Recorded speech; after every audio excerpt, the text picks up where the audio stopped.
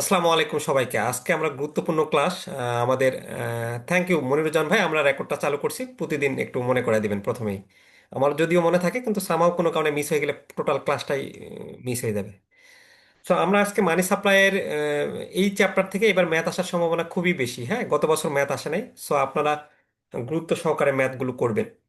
তো আমরা মানি সাপ্লাইয়ের ম্যাথগুলো নিয়ে আজকে আলোচনা করব। যেহেতু এই চ্যাপ্টার থেকে ম্যাথ আসার সম্ভাবনা আছে, সো আপনারা গুরুত্ব সহকারে অঙ্কগুলো করার চেষ্টা করবেন। আমরা সেদিন মানি সাপ্লাইয়ের বেসিক দিকগুলো জানছি, তারপরও আপনারা অনেকেই প্রথম ক্লাসে জয়েন করছেন বা অঙ্ক করার আগে যে বিষয়গুলো জানতে হয় থিওরিতে আলোচনা করে ফেলছি। আমরা সংক্ষেপে একটু আলোচনা করে যাই। নর্মালি মানি সাপ্লাই বলতে আমরা বলছিলাম যে একটা মানে অর্থনীতিতে প্রচলিত মোট অর্থের পরিমাণকে বোঝায়, যার মধ্যে মেইনলি মুদ্রা, কয়েন এবং ব্যাংক আমানত অন্তর্ভুক্ত। তো এখন এই মানি সাপ্লাইকে আমরা দুই ভাগে ভাগ করছিলাম, একটা হলো M1 বা ন্যারো মানি, আর একটা হলো M2 বা ব্রড মানি। এই M1 বা ন্যারো মানি আমরা বলছিলাম যে সেটাই যেটা মূলত sum of currency and demand deposits both held by the public, it is called the narrow money. Narrow money বলতে আমরা বুঝাইছিলাম যে একটা ইকোনমিক্সে, অর্থনীতিতে আহ, প্রচলিত মুদ্রা এবং ডিমান্ড ডিপোজিটের সমষ্টি। এটাকে সংক্ষেপে আমরা সূত্র শিখছিলাম যে M1 equal to COB, currency outside bank. Currency outside bank বলতে ব্যাংকের বাইরে সাধারণ মানুষের হাতে যে টাকাটা আছে সেইটা, প্লাস হচ্ছে ডিমান্ড ডিপোজিটস, অর্থাৎ যেটা হলো চেকিং অ্যাকাউন্টগুলো, যেই ব্যাংকে যখন আমরা কোনো অ্যাকাউন্টে টাকা রাখি, যে আমরা চাহিদা মাত্রই যে টাকাগুলো তুলতে পারি, সেটাকে আর কি বলতেছে। আর আপনারা আরেকটা জিনিস খুব সিম্পলি মানবেন, বুঝবেন যে M1 হচ্ছে সেই ধরনের মানি যেগুলোকে আমরা খুব দ্রুত নগদ অর্থে রূপান্তর করতে পারি, অর্থাৎ M1 এর লিকুইডিটি বেশি, আর M2 লিকুইডিটি কম।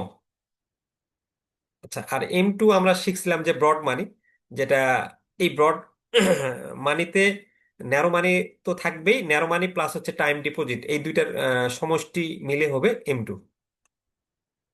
তো M2 ইজিক্যাল টু আমরা বলতে পারি M1 প্লাস TD, অর্থাৎ M1 plus time deposit.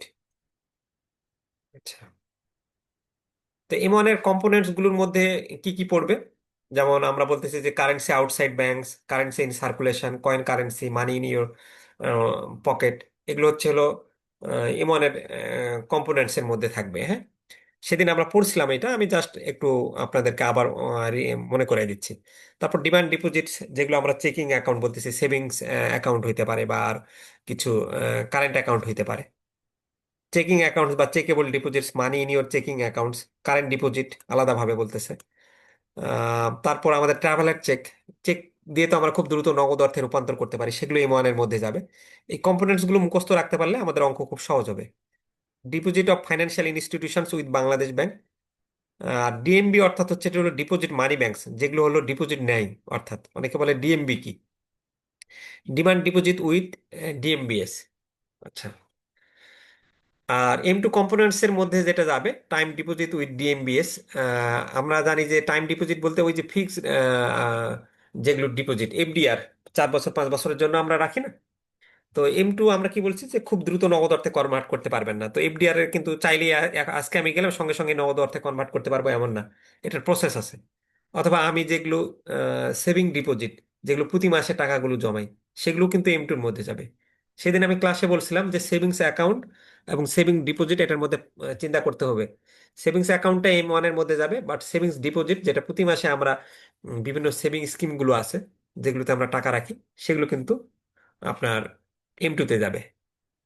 Time deposit ওই যে FDR, certificate of deposit, money market deposit accounts, money মার্কেটে আমরা যেই ডিপোজিট অ্যাকাউন্টস গুলো রাখবো, মানি মার্কেট মিউচুয়াল ফান্ড, সঞ্চয়পত্র। সঞ্চয়পত্র আপনি বাংলাদেশ ব্যাংকের সঞ্চয়পত্র যদি কেনেন, চাইলে কিন্তু সেই টাকাটা খুব দ্রুত আপনি নগদ অর্থে কনভার্ট করতে পারবেন না, সেগুলো আপনার M2 মধ্যে যাবে। আচ্ছা, এরপরে আপনার কিছু অঙ্ক আমাদের IBP টেক্সট বইয়ের 8 নাম্বার এইটা ছিল। এটা এত সহজ অঙ্ক দিবে না, জাস্ট আপনি আপনার বেসিকটা ডেভেলপমেন্ট করার জন্য। হ্যাঁ, for each of the following assets indicate which of the monetary aggregates M1 and M2 includes them. Currency outside bank, demand deposit, time deposit, checkable deposit, এগুলোর মধ্যে কোনগুলো M1 কোনগুলো M2 আপনাকে বলতে বলছে। তো কারেন্সি আউটসাইড ব্যাংকস এটা হলো আমাদের M1 এবং M2 দুটার মধ্যেই যাবে। কারণ আপনি ওই যে জানেন আপনার যে টাইম ডিপোজিট, সরি, M2 বলছে যে M2-র মধ্যে M1 এর সব কম্পোনেন্টস গুলো আসবে, সাথে তার যে আর ওয়াগুলো আছে। তো কারেন্সি আউটসাইড ব্যাংক এটা তো M1 এর মধ্যে যায়, তাহলে M1 এ থাকলে এটা অলরেডি M2 এর মধ্যেও যাবে, এই জন্য লিখছি। ডিমান্ড ডিপোজিট, ডিমান্ড ডিপোজিট তো M1 আমরা জানি খুব দ্রুত নগদ অর্থে কনভার্ট করা যায়, তাহলে M1 এর মধ্যে যদি থাকে এটা M2 এর মধ্যেও যাবে অটোমেটিকলি। আর টাইম ডিপোজিট, টাইম ডিপোজিট মানে ওই যে যেগুলো আপনার এফডিআর গুলো বলতেছে, তো তাহলে টাইম ডিপোজিট তো আপনার M1 এর মধ্যে ইনক্লুডেড না, শুধুমাত্র M2 এর মধ্যে ইনক্লুড। আর চেকেবল ডিপোজিটস এটাও included in M1 and M2, M1 এবং M2 এর মধ্যে এটা ইনক্লুডেড। আচ্ছা, এখন আসেন আপনার হচ্ছে একটা অঙ্ক আমরা করব, যে এই অঙ্কটা আইবিবি টেক্সট বইয়ের 19 নাম্বার, আমাদের বইয়ে সম্ভবত এটা 25 নাম্বার অঙ্কে দেওয়া আছে।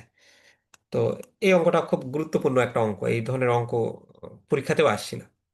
এখানে দিয়েছে যে use the information of the following table, following টেবিলের ইনফরমেশনগুলো ইউজ করে to calculate M1 and M2 money supply, M1 এবং M2 মানি সাপ্লাই বের করতে বলছে ফর ইচ ইয়ার, প্রত্যেক বছর, and also it's growth rates, এবং এটার গ্রোথ রেট বের করতে বলছিল। হ্যাঁ, তাহলে এই যে গ্রোথ রেট আমরা বের করব, এবং আপনার M1 এবং M2 মানি সাপ্লাই বের করতে বলছে। তো এইটার আপনার কিছু ইনফরমেশন দেওয়া আছে, দেখেন 19-20 সালের 20-21, 21-22 তিনটে ইয়ারের currency in circulation, money in vaults of DMBs, time deposit, demand deposit, কিছু ইনফরমেশন দেওয়া আছে। তো এখানে আপনার বলছে যে কিছু M1 বের করতে বলছে এবং গ্রথ রেট বের করতে বলছিল। তা আমরা M1 এর সূত্রটা কি জানি, we know M1 is equal two currency in circulation এবং ডিমান্ড ডিপোজিট, এটা আমরা M1 এর সূত্রটা জানি। তাহলে আমরা প্রশ্ন থেকে এখন 19-20 সালের M1 কত, 19-20 সালের M1 ওই প্রশ্নে কারেন্সি ইন সার্কুলেশন দেওয়া আছে, এটা এই মানটা বসাইছি, এবং ডিমান্ড ডিপোজিট এটা প্রশ্নে দেওয়া আছে, সো এটা মান বসানোর পরে আমরা M1 এটা পাইছি।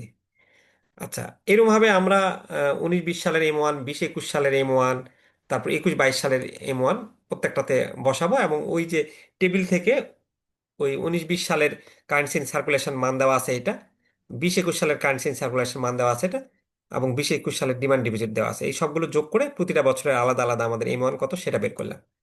আচ্ছা, এরপর বের করার পর আমরা মানি সাপ্লাই বের করতেছি M2।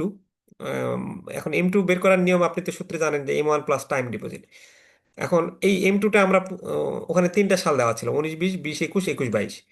তাহলে আমরা 19-20 যখন বের করছি, তখন 19-20 সালের M1 কত আছে, আমরা কিছুক্ষণ আগে M1 বের করছি, সেই M1টা দিলাম, সাথে 19-20 সালের টাইম ডিপোজিট, এই যে এই মানটা দেওয়া আছে 10,45,471, এই মানটা বসে দিছি, দিয়ে যোগ করে যেটা আসে সেটা।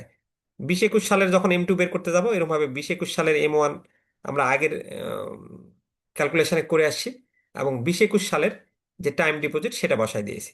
এইভাবে আমরা 21-22 করছি, করার পরে যেটা হচ্ছে যে আমাদের গ্রোথ রেট বের করতে বলছে প্রতি সালে। তো গ্রোথ রেট বের করার সূত্রটা হচ্ছে হলো, growth rate is equal to current year value minus previous year value divided by previous year value into 100। তাহলে এখন M1 গ্রোথ রেট বের করার সূত্র, যে আমরা জানি গ্রোথ রেট 20-21 দিয়ে, আহ, এখন এই যে দেখেন 19-20, 20-21, 21-22, তা আমরা কিন্তু 19-20-এর গ্রোথ রেট বের করতে পারবো না, আমরা হয় 20-21-এর গ্রোথ রেট বের করবো এবং 21-22, কারণ গ্রোথ রেট মানে ঠিক আপনার কম্পারিজন করতে বলতেছে যে আগের বছরের চেয়ে এবার কতটুকু বাড়ছে বা কমছে। তাহলে আপনি এখন দেখেন, তাহলে 20-21 সালে আমার কারেন্ট ইয়ার ভ্যালু, তাহলে 20-21 সালে আমার M1 হচ্ছে হলো, বের করছি আমরা এর আগে 3,92,612 লিখছি। আর এটা হলো প্রিভিয়াস ইয়ার ভ্যালু, 20-21-এর আগের সালে অপোজিট, মানে আগের বছরে 19-20 সালে আমার ছিল 3,43,622, সেই মানটা বসালাম এবং প্রিভিয়াস ইয়ার ভ্যালু দিয়ে ভাগ করলাম, দিয়ে ইন্টু 100 দিলে আমার আগের বছরে আমার 3,43,622 ছিল, 20-21 সালে আমার M1 হচ্ছিল 3,92,612, শতাংশে কতটুকু বাড়ছে আমার M1। তাহলে আমি দেখছি যে 100 দিয়ে গুণ করলে আমার পার্সেন্টেজ বাড়ছে 14.25%। এখন আপনি বলতে পারেন যে স্যার আমি 19-20 সালের গ্রোথ রেট কত বাড়ছে বের করতে পারবো কি? পারবেন না, কারণ আপনি 19-20 যদি দিতেন, তাহলে আপনি 19-20-এ এখানে কারেন্ট ইয়ার ভ্যালু হয়তো বা 3,43,622 দিতেন, বাট 19-20 সালের আগে আপনার 18-19 সালে কত আপনার প্রিভিয়াস ইয়ারের ভ্যালু ছিল, প্রশ্নে কিন্তু সেটা দেওয়া নাই। সো আপনি 19-20 থেকে ধরলে হবে না, তাহলে 20-21-এর আপনি এটা দেখলেন, আর 21-22-এর আবার আপনি বের করতে পারবেন। তাহলে 21-22-এর আপনি গ্রোথ রেট, 21-22 সালে আপনার বর্তমানে কারেন্ট ইয়ার ভ্যালু কত, 4,45,041.7 দিয়েছেন, আর প্রিভিয়াস ইয়ার ভ্যালু কত, 3,92,612, এরকম ভাবে মান বসাইছেন, এটাও প্রিভিয়াস ইয়ারের মান বসাইছেন ইন্টু 100, তাহলে আপনার 21-22-এ গ্রোথ বাড়লো এরকম। তাহলে M1 এর গ্রোথ রেট বের করলেন, এরকম ভাবে M2-র গ্রোথ রেট বের করতে হবে। তাহলে M2-র গ্রোথ রেটেরও সেম সূত্র।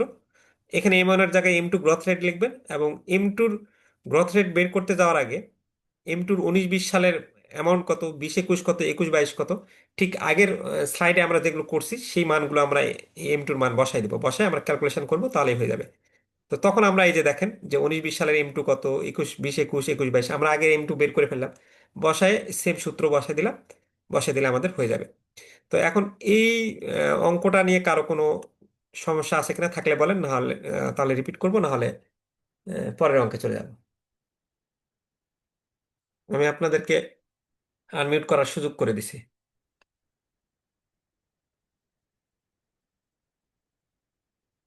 বুঝতে পারছেন সবাই? বুঝতে পারলে আমি পরে এতে চলে যাব। হ্যাঁ, ভাইয়া, মানি ইন বলস অফ ডিএমডিএস, ওইটা আসবে না, এটা আমরা এটা ইউজ করলাম না। ওটা আসে না, ওটা M1 M2-র কম্পোনেন্টস এর মধ্যে, ওইটা আমরা রাখি না। মানি ইন ভল্টস বলতে ওই যে আপনার ব্যাংকের যে ভল্টে থাকাটা, তো ব্যাংকের ভল্টে থাকা টাকাটা M1 এর মধ্যেও আসে না, M2-র মধ্যেও আসে না, এই জন্য ওটা নেইনি। ওটা অঙ্কে কিছু, হালিম ভাই বললেন না, কে প্রশ্ন করছেন? জি জি জি, আমি বলছি। আচ্ছা, থ্যাংক ইউ ভাই প্রশ্ন করার জন্য। তো ওই আপনার ভল্টে থাকা টাকাটা আগেই গণনা করা হয়, ওটা করে রাখলে ওটা ডাবল কাউন্টিং হয়ে যাবে। সো ওইটা নিয়ে আসি না আমরা। আপনি জাস্ট শুধু সিম্পলি মাথায় রাখেন যে মানি ইন ভল্টস থাকলে ওইটা M1-এর মধ্যেও যাবে না, M2-র মধ্যেও যাবে না। ওই যে অ্যাকাউন্টিং এর অঙ্ক করার সময় দেখতেন না, কিছু কিছু জিনিস দিয়ে রাখতো যে যেটা আপনার কোনো কাজেই লাগবে না, এমনিতেই পরীক্ষা হলে আপনাকে পারপ্লেক্স করার জন্য, যেন আপনি নিয়ে ওটা যোগ করে ফেলেন, তখন অঙ্ক ভুল হয়ে যাবে, ওই রকম টাকার টাইপ। অঙ্কে ইম্প্যাক্ট না করলে পরে সেটা যাবে না। হ্যাঁ, হ্যাঁ, মানি ইন ভল্টস মনে রাখবেন যে আসবে না, ওটা কখনো, ওটা M1-এও যাবে না, M2-ও যাবে না। ওকে, থ্যাংক ইউ ভাই। ঠিক আছে, ওকে। আর কারো কোনো প্রশ্ন আছে? নাহলে আমরা পরের অঙ্কে চলে যাব। স্যার গ্রোথ রেটটা আরেকবার বুঝিয়ে দেন। আচ্ছা, গ্রোথ রেটের সূত্রটা হচ্ছে হলো current year value minus previous year value divided by previous year value into 100। আচ্ছা হালিম ভাই, গ্রোথ রেটটা বুঝতে পারছেন আপনি?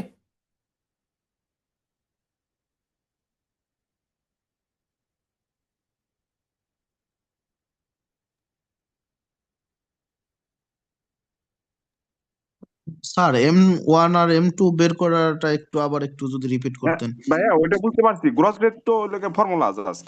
হ্যাঁ, হ্যাঁ, হ্যাঁ, ফর্মুলা, হ্যাঁ, হ্যাঁ, আর আর আর কিছু না, গ্রস রেট তো ইজি।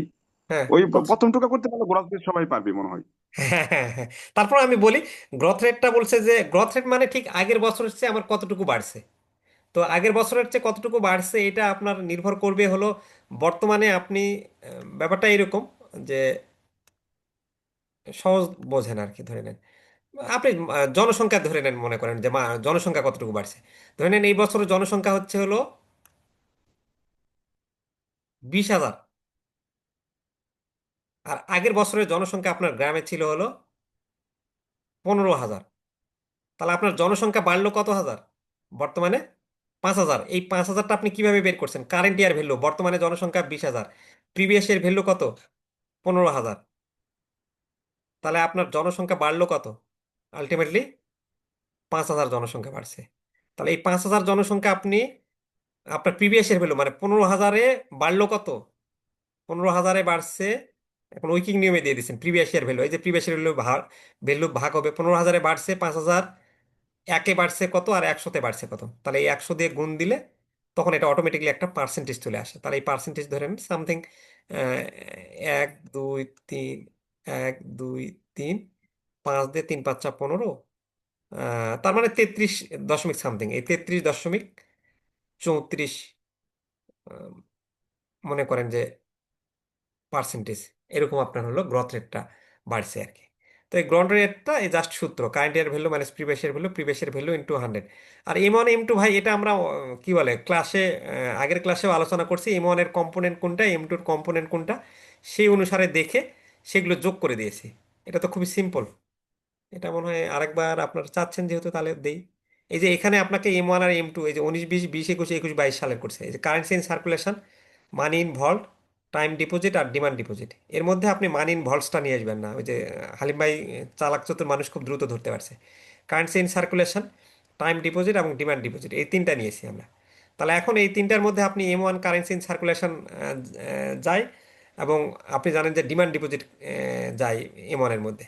তখন আপনি যেহেতু আপনি গ্রোথ রেট বের করবেন, এই জন্য যখন এম ওয়ান বের করতেছেন, এম ওয়ান ইজিক্যাল টু 19-20-এর এম ওয়ান বের করছেন, 20-21-এর বের করছেন, 21-22-এর।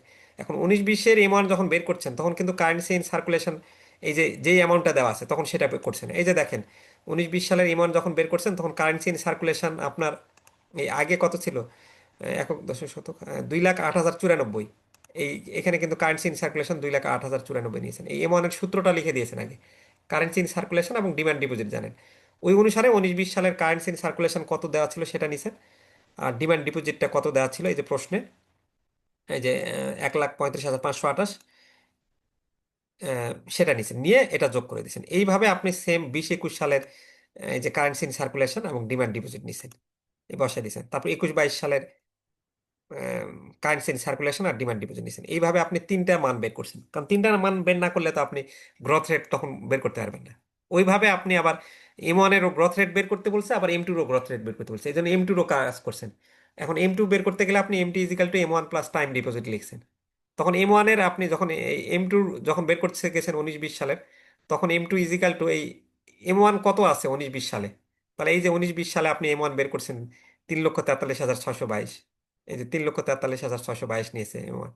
আর সাথে এম টু টাইম ডিপোজিট, এটা হলো প্রশ্ন থেকে নিয়ে আসছে 19-20 সালে। এই যে 19-20 সালে এই যে টাইম ডিপোজিট 1 লাখ 10,45,471। এই যে আপনি এখানে 10,45,471 নিয়েছেন। সো এইভাবে আপনি M one plus time deposit নিয়ে 20-21 সালের এম টু বের করছেন, 19-20, 20-21, 21-22 এইভাবে বের করছেন। বের করার পরে আপনি এই গ্রথ রেট এম ওয়ান এবং এম টু করতে গেছেন। তখন এই গ্রথ রেটের সূত্র কারেন্টের value minus previous year value divided by previous year value into 100। Growth rate মানে আগের বছরের চেয়ে কতটুকু বাড়ছে। তাহলে আগের বছরের চেয়ে কতটুকু বাড়ছে, তাহলে আমি বর্তমান এবং আগের বছরের বিয়োগ না করলে তো কতটুকু বাড়ছে সেটা বের করতে পারবো না। তখন আপনি বলবেন যে এততে এত বাড়ছে, এত একে বাড়ছে কত, 100-তে বাড়ছে কত। এই এবার বুঝতে পারার কথা পুরোপুরি ক্লিয়ার হয়েছে না এবার, নাকি না তারপরও কনফিউশন আছে? জি স্যার, এখন ক্লিয়ার আছে। আচ্ছা, ঠিক আছে, তাহলে পরেরটাতে যাচ্ছে। আচ্ছা, রিজওয়ান ভাই বুঝছে। আচ্ছা, আচ্ছা বুঝছি, ক্লিয়ার সবারই। আচ্ছা, এরপর দেখেন যে from the following information measure the monetary aggregates of M one এবং M two.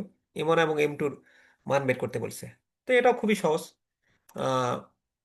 Currency in circulation আমরা জানি যে এম ওয়ানের মধ্যে যায় এবং এম টুর মধ্যে যায়। কারেন্সি ইন টিলস অফ ডিএমবিএস, ওই টিল ভল্ট এগুলো কিন্তু কোনোটার মধ্যেই যাবে না, এম ওয়ান এর মধ্যে যাবে না, এম টুর মধ্যে যাবে না। সো এটা আমরা কোনো কিছুর মধ্যেই নিব না অঙ্ক করতে গেলে। চাহিদা আমানত ডিমান্ড ডিপোজিট আমরা কার মধ্যে যাবে, আমরা কিছুক্ষণ আগে শিখলাম। ডিমান্ড ডিপোজিট কার মধ্যে যাবে হালিম ভাই? এটা M1 এর মধ্যে ভাইয়া, হ্যাঁ, এম ন্যারো ওয়ান মানি। এর মধ্যে, হ্যাঁ। তারপর other checkable deposits, M one মানে এম টুর মধ্যেও যাবে। চেকেবল ন্যারো ডিপোজিট, মানি হ্যাঁ, M1, M one time deposit, M2 broad money, হ্যাঁ, money market mutual fund. Broad money M2। হুম। তো এখন আমরা দেখেন এই অঙ্কটা তাই করছি। এম ওয়ান ইজিক্যাল টু, আমরা এখন এম ওয়ান ইজিক্যাল টু ওই যে প্রশ্নে কারেন্সি ইন সার্কুলেশন সেটা পাইছি, ডিমান্ড ডিপোজিট পাইছি, আদার চেকেবল ডিপোজিট পাইছি, যা যা পাইছি আমরা লিখছি। লিখার পরে এই মানগুলো বসায় দিয়েছি, হ্যাঁ। তারপর এই টোটাল যোগ করছি। এখন এম টু ইজিক্যাল টু আমরা জানি M one plus time deposit, ওই যে মানি মার্কেট মিউচুয়াল ফান্ড। এখন এম ওয়ান এর মানে যে এটা পাইলাম, এটা নিয়ে নিলাম 4,767.2 বিলিয়ন, এটা নিলাম। Time deposit money market mutual fund নিলাম, নিয়ে আমরা যোগ করে দিলাম। So M one equal to এত, এম টু ইজিক্যাল টু এত। বুঝতে পারছেন নাকি না আরেকবার রিপিট করতে হবে এটা?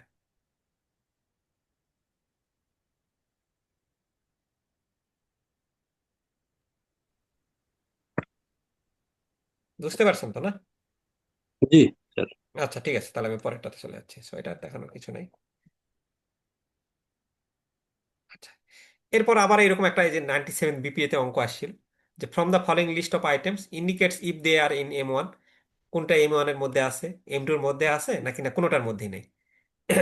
তাহলে আমরা জানি line of credit with your bank, এটা কোনো এম ওয়ান এর মধ্যেও যায় না, এম টুর মধ্যেও যায় না, আমরা কম্পোনেন্টের মধ্যে পড়ছি। কারণ লাইন অফ ক্রেডিট মানে আপনার এক ধরনের ওই যে আপনার লিমিট দিয়ে দেয় যে লোনটা সিসি লোন টাইপ অনেকটা। তো এই লাইন অফ ক্রেডিট যেহেতু ঋণ, তাহলে এটা তো মানি ক্রিয়েশনে আসবে না কখনো। ঋণ আলাদা জিনিস, মানি ক্রিয়েশন আলাদা জিনিস।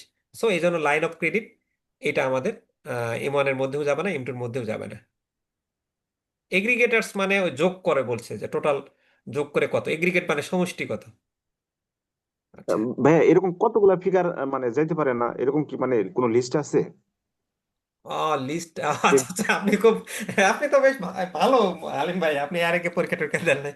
ফিগার হচ্ছে আপনি ওই যে কম্পোনেন্ট যে তালিকাগুলো দিছি ওই তালিকাটা ফলো করেন, আর আপনি যেহেতু একটু স্মার্ট কথা বলছেন, আপনি এক কাজ করেন, এই যে আমরা যেগুলো বিগত প্রশ্ন দিয়েছি না, জি জি। এটা থেকে আপনি একটু মানে একটু খাটলে আরো ভালো।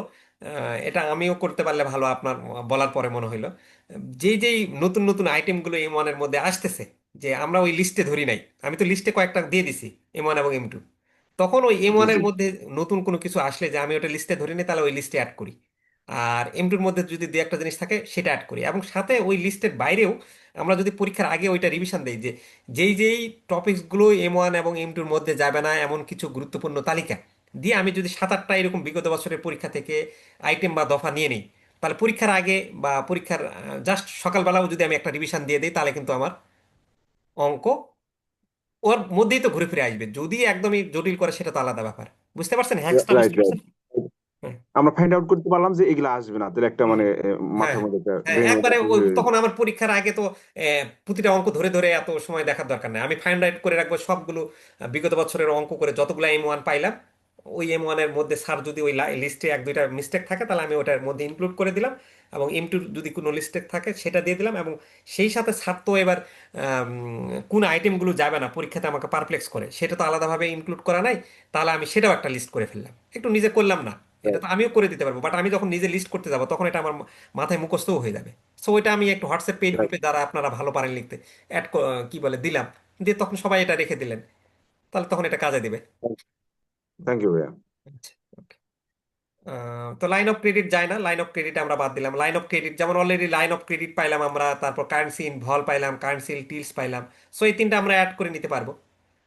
মানি ইন ইউর জি পকেট জি। আমরা জানি যে এটা M1-এর মধ্যে যায়, কারণ আমার পকেটে থাকা মানে এটা খুব দ্রুত নগদ অর্থে কনভার্ট করতে পারবো। মানি ইন ইউর চেকিং অ্যাকাউন্ট, মানে চেকিং অ্যাকাউন্ট তো যাবেই, চেকিং অ্যাকাউন্ট মানে এটা থেকে আমি খুব দ্রুত নগদ অর্থে কনভার্ট করতে পারবো। FDR আমরা জানি M2-র মধ্যে যায়, ট্রাভেলের চোখে আমরা জানি যে M1-এর মধ্যে যায়। সঞ্চয়পত্র আমরা জানি যে বাংলাদেশ ব্যাংকের সঞ্চয়পত্র যদি কিনি এটাও অনেকটা টাইম ডিপোজিটের মতন, কারণ এটা একটা নির্দিষ্ট মেয়াদে কিনতে হয়, এবং ওই মেয়াদের আগে আমি ভাঙতে পারি না, বা ভাঙতে গেলেও ভাঙতে পারবো কিন্তু সেটার প্রসেস অনেক, সঙ্গে সঙ্গে ওই দিনই মানে খুব দ্রুত নগদ অর্থে কনভার্ট করতে পারবো না। সো এই জন্য সঞ্চয়পত্রটাকে আমরা M2-তে দিচ্ছি। আচ্ছা, এরপরে আমরা দেখাচ্ছি line of credit with bank, এটা কোনো লিস্টেই যায় না M1 M2-র মধ্যে। মানি ইন ইউর পকেট M1 এবং M2-র মধ্যে দুটোতেই যায়। মানি ইন ইউর চেকিং অ্যাকাউন্ট দুটোতেই থাকবে। FDR এই যে M2-র মধ্যে যাবে। ট্রাভেলার চেক যদি M1 থাকে তাহলে এটাও M2-র মধ্যে যাবে। সঞ্চয়পত্র শুধু M2-র মধ্যে যাবে, দিয়ে টোটাল যোগ করে দিয়েছি M1 এবং M2। আচ্ছা, এইটা হলো defined forms of Bangladesh economy, এইটা আপনার বিভিন্ন ইনফরমেশন দেওয়া আছে 20 সাল 21 সাল 22 সাল। এই অনুসারে আপনার বলছে ওই যে যেমন কিছুক্ষণ আগে, সো আমি এটা আর রিপিট করতেছি না, আপনারা দেখে নিন ওইটা করলে পারে। যে ভাইয়া M1 বের করতে বলছে ট্রাভেল চেকিংটা কোনটাকে মিন করলো স্যার? ট্রাভেলার চেকিং, জি জি জি, এটা কোনটাকে মিন করলো? ওটা হলো M1 এ ট্রাভেলার চেকিং, হচ্ছে যে যেই চেকটা এটা অনেকটা এরকম মানে খুব কম মানে আছে। না, এমন বুঝতে পারছি, মানে এটা এটা কি এটা মানে ট্রাভেল মিনিংটা চেকিং? হচ্ছে যে কি, এটা আমেরিকাতে এরকম ভাবে বলা হয় যে আপনি অন্য কোনো দেশে যখন যাবেন তখন আপনি একটা চেক, স্ট্যান্ডার্ড চার্টার্ড ব্যাংকের আপনি অ্যাকাউন্ট হোল্ডার, তখন স্ট্যান্ডার্ড চার্টার্ড ব্যাংক বা HSBC হংকং সাংহাই ব্যাংক তারা আপনাকে একটা চেক দিল, এই চেক দিয়ে আপনি যখন আমেরিকাতে বা ওই হংকংয়ে গেলেন বা চীনে গেলেন, তখন আপনি এই চেকটা ওই দেশে ভাঙায়ে আপনি কোনো কোথাও যদি কিনেন টেনেন তখন ওইটা পেমেন্ট হিসেবে ইউজ করতে পারবেন। তো এটাকে খুব দ্রুত নগদ অর্থে কনভার্ট করা যায়। অ্যাজ ইউজুয়াল আপনি মনে করবেন যে একটা চেকিং অ্যাকাউন্ট, যেটাকে আপনি খুব দ্রুত নগদ অর্থে কনভার্ট করতে পারবেন, এই চেক দিয়ে পেমেন্ট করতে পারবেন। তো এই জন্যই এটাকে আপনি M1-এ নিয়েছেন। এই। Thank you. আচ্ছা, এরপর আসেন 20 সাল 21 সাল 22 সাল তিনটা সালের দেওয়া আছে আগের বারের মতন। M1 M2 বের করতে বলছে প্রত্যেক বছরের জন্য। তাহলে 20 সালে M1 বের করবেন, 21 সালের M1 বের করবেন, 22 সালের M1 বের করবেন। 20 সালের M2, 21 সালের M2, 22 সালের M2 বের করবেন, এবং গ্রোথ রেট বের করতে বলছে M1 M2। হ্যাঁ, তাহলে আপনি এখন এই যে M1 এবং M2 গ্রোথ রেট যখন বের করবেন বা ইয়া করবেন, তখন আপনি শুধু জানেন যে কারেন্সি আউটসাইড ব্যাংক এটা আপনার M1 এর মধ্যে যায়, ডিমান্ড ডিপোজিট M1 এর মধ্যে যায়, কারেন্ট ডিপোজিট M1 এর মধ্যে যায়, সেভিংস ডিপোজিট এটা তো M2-র মধ্যে যাবে, এবং টাইম ডিপোজিট M2-র মধ্যে যাবে। তারপর এগুলো আপনি যোগ বিয়োগ করে ওই যে গ্রোথ রেটের যে সূত্র সেই সূত্র ফালাবেন, তাহলে এটা হয়ে যাবে। এই যে আমরা যখন M1 বের করছি, দেখেন currency outside bank, demand deposit এবং কারেন্ট ডিপোজিট নিয়েছি। ওইখানে যেমন আমাদের পরীক্ষার হলে অনেক সময় মনে থাকে না, সেভিংস অ্যাকাউন্ট মাথায় রাখতে হবে এবং সেভিং ডিপোজিট। সেভিংস অ্যাকাউন্ট খুব দ্রুত নগদ অর্থে কনভার্ট করতে পারি, বাট সেভিং ডিপোজিটটা আমরা ওই যে সঞ্চয় স্কিম যেটা প্রতি মাসের, সেটা বোঝাচ্ছি। হ্যাঁ, এই জন্য পরীক্ষার হলে অনেক সময় আমরা সেভিং ডিপোজিটটা ওই M1 এর মধ্যে নিয়ে নিই, বাট এটা নেওয়া যাবে না। আর এরকম ভাবে ওই আগের অঙ্কে যেমন 20 সালের আমরা বের করলাম M1, তারপর 21 সালের M1, 22 সালের M1, এরকম ভাবে বের করলাম। হ্যাঁ, সো M2 বের করলাম আমরা, M1 plus saving deposit time deposit. M2 আমরা এরকম ভাবে বের করলাম, 22 সালের আমরা বের করলাম। হ্যাঁ, সো এইভাবে আমাদের হলো। তারপর আমরা গ্রোথ রেট সমান সমান আমরা জানি যে current year value minus previous year value divided by previous year value into 100। So আমরা গ্রোথ রেট এরকম ভাবে 21 সাল 22 সাল বের করলাম। আর এই যে 20 সালের গ্রোথ রেট আপনি বের করতে পারবেন না। কেন? যখন 3টা সালের দেওয়া থাকবে, 20 সালের গ্রোথ রেট বের করতে গেলে তো আপনি 20 সালের কারেন্ট ইয়ার ভ্যালু দিচ্ছেন, বাট 20 সালের সাথে কম্পারিজন কিভাবে করবেন আপনি? 19 সালের তো এখানে অ্যামাউন্ট দেওয়া নাই, প্রিভিয়াস ইয়ারের ভ্যালু তো আপনি পাবেন না। সো এটা পারবেন না নিজেরা, তখন ওই সেম অঙ্ক এটা আলোচনা করে ফেললাম আমরা। সো এটা দেখে নিয়ে, from the following information measure the monetary aggregates of. হুম, আচ্ছা, শান্তনু দা বলছেন পারবে। Measure the monetary aggregates of M1 এবং M2। এই যে মনিটারি এগ্রিগেটস মানে যোগফল বের করতে বলছে। হ্যাঁ, এগুলোর আপনার মনিটারি এগ্রিগেট বের করতে বলছে। কারেন্সি দেওয়া আছে, ডিমান্ড ডিপোজিট দেওয়া আছে, চেকেবল ডিপোজিট, তারপর traveller cheque, saving deposit, small denomination, এরকম ভাবে ইনফরমেশন দিয়ে আপনি এগুলোকে বের করবেন। আপনি সূত্র লিখলেন M1, আপনি জানেন কারেন্সি আসে, ডিমান্ড ডিপোজিট আসে, চেকেবল ডিপোজিট আসে, ট্রাভেলার চেক আসে। সো এগুলো যোগ করে দেখাবেন। আর M2-র ক্ষেত্রে M1 saving deposit, time deposit তো আপনি M2-তে জানেন, মিউচুয়াল ফান্ড তো M2-র মধ্যে যায়, মানি মার্কেট ডিপোজিট M2-র মধ্যে যায়। সো এগুলো নিয়ে আপনি যোগ করে দেবেন, তাহলেই হয়ে যাবে। আচ্ছা, এবার একটু একটা একটু জটিল অঙ্কর মধ্যে যাই, একটু ক্যালকুলেশনটা বুঝতে হবে। এই অঙ্কটা IBB টেক্সট বইয়ের 20 নম্বর অঙ্ক, এবং এই টাইপের এই একটা অঙ্ক হুবহু পরীক্ষাতে দিয়েছিল। সেই অঙ্কটা বুঝলে বাকি অঙ্কগুলো ওই যেটা আসে সেটাও আপনি পারবেন। আগে প্রশ্নটা পড়ি, আমরা বুঝি। এখানে লেখা আছে যে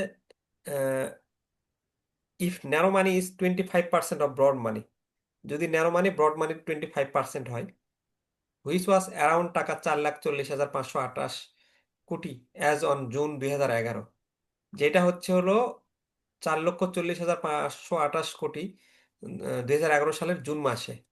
দেন what was the amount of time deposits as on the same date, ওই 2011 সালে টাইম ডিপোজিটটা কত, এবং if demand deposit was almost 50% of M1, এবং ডিমান্ড ডিপোজিট যদি M1 এর 50% হয়, then what was the amount of currency outside bank, এবং কারেন্সি আউটসাইড ব্যাংক তাহলে কত। তাহলে আপনার প্রথমে ইনফরমেশন যেগুলো যেগুলো দেওয়া আছে সেগুলো বের করে নিলে অঙ্ক অনেক ইজি হয়। তাহলে গিভেন আপনার কি দেওয়া আছে, M1 equal two 25% of M2। এই যে এখানে বলে দিয়েছে ন্যারো মানি হচ্ছে, M1 মানে কি ন্যারো মানি, এই জন্য আমি M1 লিখছি। M1 হচ্ছে 25% অফ ব্রড মানি।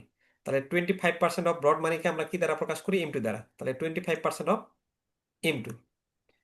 তাহলে এখন আবার এখানে বলে দিছে ব্রড মানি, যেটা এই ব্রড মানি কত, হুইচ ওয়াজ অ্যারাউন্ড টাকা 4,40,528 কোটি। তাহলে M2 ইজিক্যাল টু 4,40,528 কোটি দিলাম।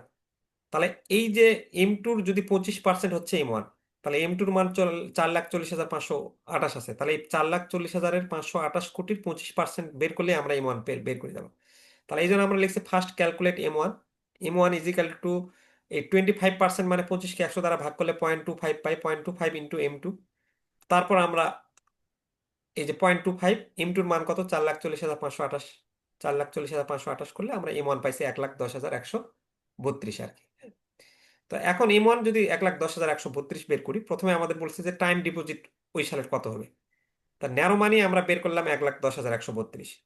তাহলে ন্যারো মানি বের করলে আমরা জানি যে M2-র সূত্রটা M2 equal to M1 plus time deposit. এখন আপনি দেখেন যে M2-র মান আপনার 4,40,528 কোটি, এটা দেওয়া আছে। M1 এর মান আপনি 1,10,132 বের করলেন, তাহলে M1 এর মান এখানে বসাবেন। বসানোর পরে আপনি টাইম ডিপোজিট মান বের করে ফেলবেন কিভাবে। তাহলে এখন আপনি M2 থেকে টাইম ডিপোজিট এদিকেই থাকবে, M1টা এদিকে যদি নিয়ে যান, M2 মাইনাস M1 বের করলে আপনার টাইম ডিপোজিটটা হয়ে যাচ্ছে। সো তাহলে আমার প্রথম অংশ হয়ে যাচ্ছে। তাহলে আমরা কি করতেছি দেখেন, যে time deposit amount M2 minus M1, 4,40,528 minus 1,10,132 সমান 3,30,396 কোটি। তাহলে আমাদের টাইম ডিপোজিটটা কিন্তু আমাদের বের হয়ে গেল। তাহলে টাইম ডিপোজিট বের হয়ে গেলে আমাদের এখন এই টাইম ডিপোজিটটা বের করলাম। পরের পার্টটুকুতে কি বলা আছে, if demand deposit was almost 50% of M1, M1 এর 50% হচ্ছে হলো আবার ডিমান্ড ডিপোজিট। তাহলে কারেন্সি আউটসাইড কত, COB। তাহলে আমরা দেখি যে now it's given that the demand deposits are almost 50% of M1। তাহলে ডিমান্ড ডিপোজিটকে আমরা ডিডি দ্বারা প্রকাশ করলাম। তাহলে DD demand deposit 50% of M1। তাহলে এই M1 50%, না কি বলে, এই M1 তো আমি আগের প্রশ্নে এই M1 বের করছি 1,10,132। তাহলে 1,10,132 ইন্টু 50%, তাহলে এই ডিমান্ড ডিপোজিট আমার বের হয়ে গেল 55,000। বাট আমার তো ডিমান্ড ডিপোজিট বের করতে বলেনি, আমার বলছে কারেন্সি আউটসাইড ব্যাংক। তাহলে আমরা M1 ইজিক্যাল টু, আমরা সূত্র জানি currency outside bank plus demand deposit. তাহলে আমাদের অলরেডি M1 কত জানা আছে, 1,10,132 M1 বসাবো। কারেন্সি আউটসাইড ব্যাংক COB, এটা আমাদের বের করতে বলছে, এটা জানা নাই। বাট ডিডি ডিমান্ড ডিপোজিট এটা আমরা বের করলাম 55,066। তাহলে এই M1 থেকে আমি যদি ডিমান্ড ডিপোজিট বিয়োগ করি কারেন্সি আউটসাইড ব্যাংক পেয়ে যাব। সেটাই করছি আমরা। Currency outside bank equal to M1 minus DD. তাহলে M1 থেকে আমরা ডিডিটা বের করলাম। বের করলে আমরা, so currency outside banks under M1 is টাকা 55,066 কোটি। সো এইভাবে আমরা ওইটা বের করছি। তো এখন বলেন তো ওই অঙ্কটা কারো কিছু বুঝতে কি কোনো সমস্যা ছিল বা বুঝছেন? হ্যাঁ হ্যাঁ, অবশ্যই খুব সুন্দরভাবে বুঝেছেন।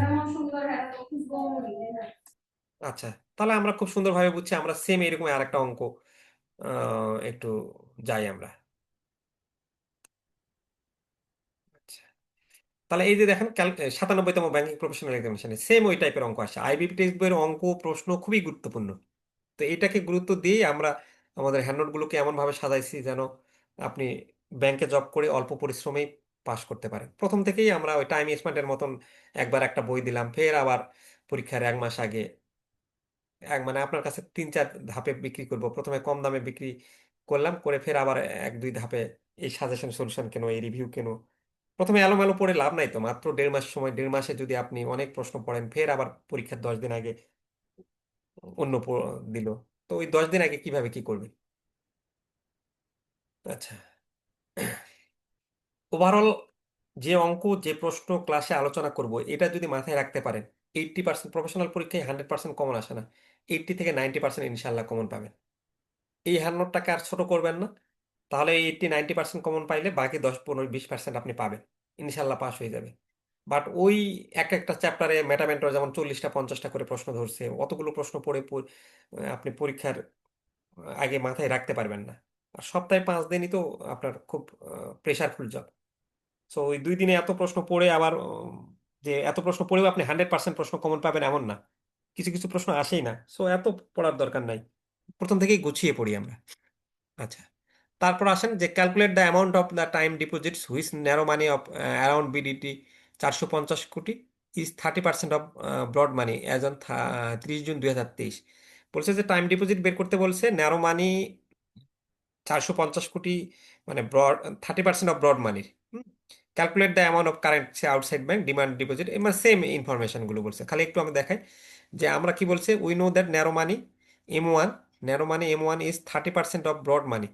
এই যে আপনার 450 কোটি যে আছে, এই 450 কোটির 30% অফ আপনার হচ্ছে হলো ন্যারো মানি। তাহলে এখন আপনি এই যদি কি বলে ব্রড মানিকে এক্স ধরেন, তাহলে এই 30% অফ এক্স, এই ব্রড মানির 30% হচ্ছে হলো 450 কোটি। ব্যাপারটা একটু ভালো করে খেয়াল করেন।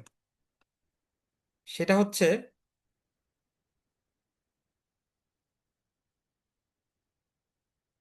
এটা একটু ভালো করে বুঝতে হবে, হ্যাঁ, যে এইখানে বলছে calculate the amount of time deposits when the narrow money of around BDT 450 কোটি। অর্থাৎ আমার ন্যারো মানি হচ্ছে হলো 450 কোটি, এর 30% ইজ 30% অফ ব্রড মানি, এর 30% হচ্ছে ব্রড মানি।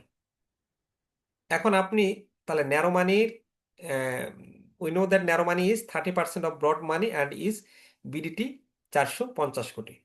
ব্রড মানি কিন্তু কত সেটা দেওয়া নাই। তাহলে আপনি ধরে নিলেন যে ব্রড মানি হচ্ছে হলো আপনার এক্স। তাহলে এই যে ব্রড মানি এক্স, এই ব্রড মানির 30% করলে যেটা আসবে, ব্রড মানি আমি কত জানি না, বাট বলছে যে ব্রড মানির 30%। তাহলে এই এক্স এর 30%, ব্রড মানির 30% হচ্ছে হলো যেটা আসবে, ব্রড মানির 30% কত, 450 কোটি। এই 450 কোটি হচ্ছে হলো ন্যারো মানি। তাহলে এই যে বলে দিছে যে ন্যারো মানি হচ্ছে হলো 450 কোটি। এই 450 কোটি হলো ব্রড মানির 30%, বাট ব্রড মানি কত সেটা আমরা জানি না, এই জন্য ব্রড মানি আমরা ধরে নিলাম যে এক্স। তাহলে ব্রড মানির এই যে এক্স এর 30% মানে কত, 450 কোটি। এখন এই 30%কে 0.30 করলাম, এক্স দিলাম, দিয়ে 450 কোটি আছে, এক্সটা এইদিকে রাখলাম 450, আর 0.30 এইদিকে নিলাম, তাহলে 1500 বের হয়ে গেল। তাহলে এই 1500 ব্রড মানি জানা ছিল না, তাহলে এক্স ইজিক্যাল টু আমার ব্রড মানি কত, 1500। তাহলে আমরা এমনিতে সূত্র জানি M two equal to M one plus time deposit. তাহলে টাইম ডিপোজিট সমান সমান, এখন এম টুর মান মানে আমরা ব্রড মানি কত 1500 পাইছি, এবং এম ওয়ানের মান আমাদের কত আগে থেকে ছিল 450, 450 বসেছে, বিয়োগ করে আমরা পাইলাম হলো 1050 কোটি টাইম ডিপোজিট। তো এটা আমাদের টাইম ডিপোজিট আমাদের গেল। এরপরে বলছে যে calculate the amount of currency outside banks if demand deposit is almost 60% of M one on the same date. তাহলে এটা আপনি দেখেন যে সেম ওই ডিমান্ড ডিপোজিট হচ্ছে এম ওয়ান এর 60%, আগের অঙ্কের মতন। Demand deposit 60% of M one, M one বের করে ফেলছেন আগে। 450 তো এম ওয়ান দেওয়াই ছিল, 450 কোটি। তাহলে এইভাবে ডিমান্ড ডিপোজিট হয়েছে, এইভাবে এম ওয়ান এর সূত্র বসাইছেন, বাকি মানগুলো বসাই দিয়েছেন, ওইভাবে আপনার কারেন্সি আউটসাইড ব্যাংক হয়ে বের করছে। এখন 31 নম্বর অঙ্কটা বুঝতে পারছেন কিনা একটু বলেন, বা কারো কোনো কনফিউশন?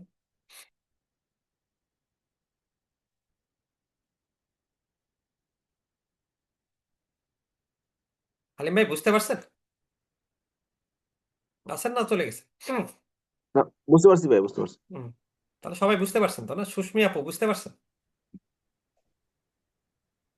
আচ্ছা আরেকবার ভাই অঙ্কগুলো, বুঝতে পেরেছি মোটামুটি।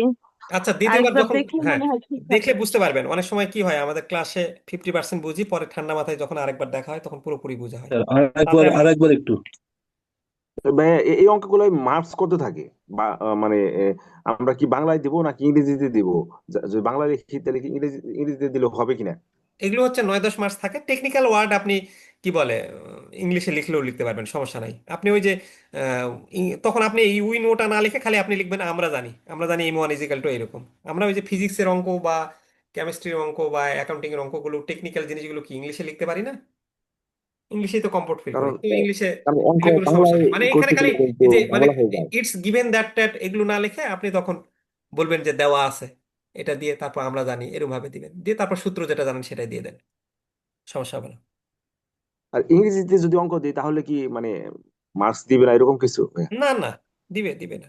আপনি খালি ওই যে ওই জায়গাগুলোতে আমরা জানি লিখে আপনি এম ওয়ান যেরকম আছে সেরকমই দিলেন, তারপর প্রশ্নে দেওয়া আছে এম ওয়ান, এম টু, এগুলো টেকনিক্যাল হ্যাঁ, যদি পরিষ্কার আমরা করে। থিওরিটি গুলিও যদি বাংলায় লিখি, অঙ্কটা যদি ইংলিশে দেই, তাহলে কি মার্ক পাওয়া যাবে? হ্যাঁ, পাওয়া যাবে কোনো মানে। আপনাকে যে জিনিসটা আমি বলতে চাচ্ছি যে আমরা ছোটবেলাতে হ্যাঁ। অঙ্কগুলোর মেইন যে বীজগণিত বা অমুক তমুক ওগুলো কি ইংলিশে লিখতাম না? সো এই জিনিসটাও আপনি হুম হুম ইংলিশে হুম। লিখবেন, কোনো সমস্যা হবে না। এই যে আপনি সূত্র, এই যে M one equal to currency outside bank এবং ডিমান্ড ডিপোজিট, এটা সূত্র আপনি লিখতে পারবেন, তো সমস্যা হবে না। M one equal to M two. So এটা নিয়ে কোনো টেনশনের কারণ নেই। খালি লেখাগুলো লেখার সময় হয়তো বা বাংলাতে ইংলিশে না লিখে তখন মানটা হয়তো বা 277 লিখলেন, যদি বাংলা অ্যামাউন্ট দেওয়া থাকে। আবার অনেক সময় ওরা বলে যে ইংলিশ অংশটুকু দেখুন অঙ্ক, তাহলে ইংলিশ অংশটুকু দেখে আপনি করে ফেললেন। 450 আছে, তো 450-এর জায়গায় ইংলিশ না লিখে আপনি বাংলা লিখলেন 450 গুণন 60%, এরকম হবে। ভাই 485 থেকে 270 বাদ দিলে মনে হয় ই হয়, কি ওই 225 ওইটা। এটা একটু ভুল হয়ে এটা বানায় মনে হয় ভুল হয়েছে একটু, হ্যাঁ ওটা ঠিক করে নেবে। 450 থেকে 277 বিয়োগ করলে কত আসে? আহ, শূন্য, সাত আছে কত হলো, 15 হবে, 8, 2 আর 1-এ না 3, ওইটা ঠিক আছে ভাইয়া। 180 হবে। ওখানে ওই যে 225টা ভুল লেখা আছে, ওই জায়গায় 180 লিখতে হবে। Right right. হ্যাঁ, ঠিক আছে, আমি তাহলে পরেরটাতে গেলাম। এটা আরেকবার একটু দেখে নেবেন, তাহলেই পারবেন, এমন কোনো বিষয় না। যখন আমি ভিডিওটা আবার আপলোড দিয়ে দিব তখন দেখে নিই।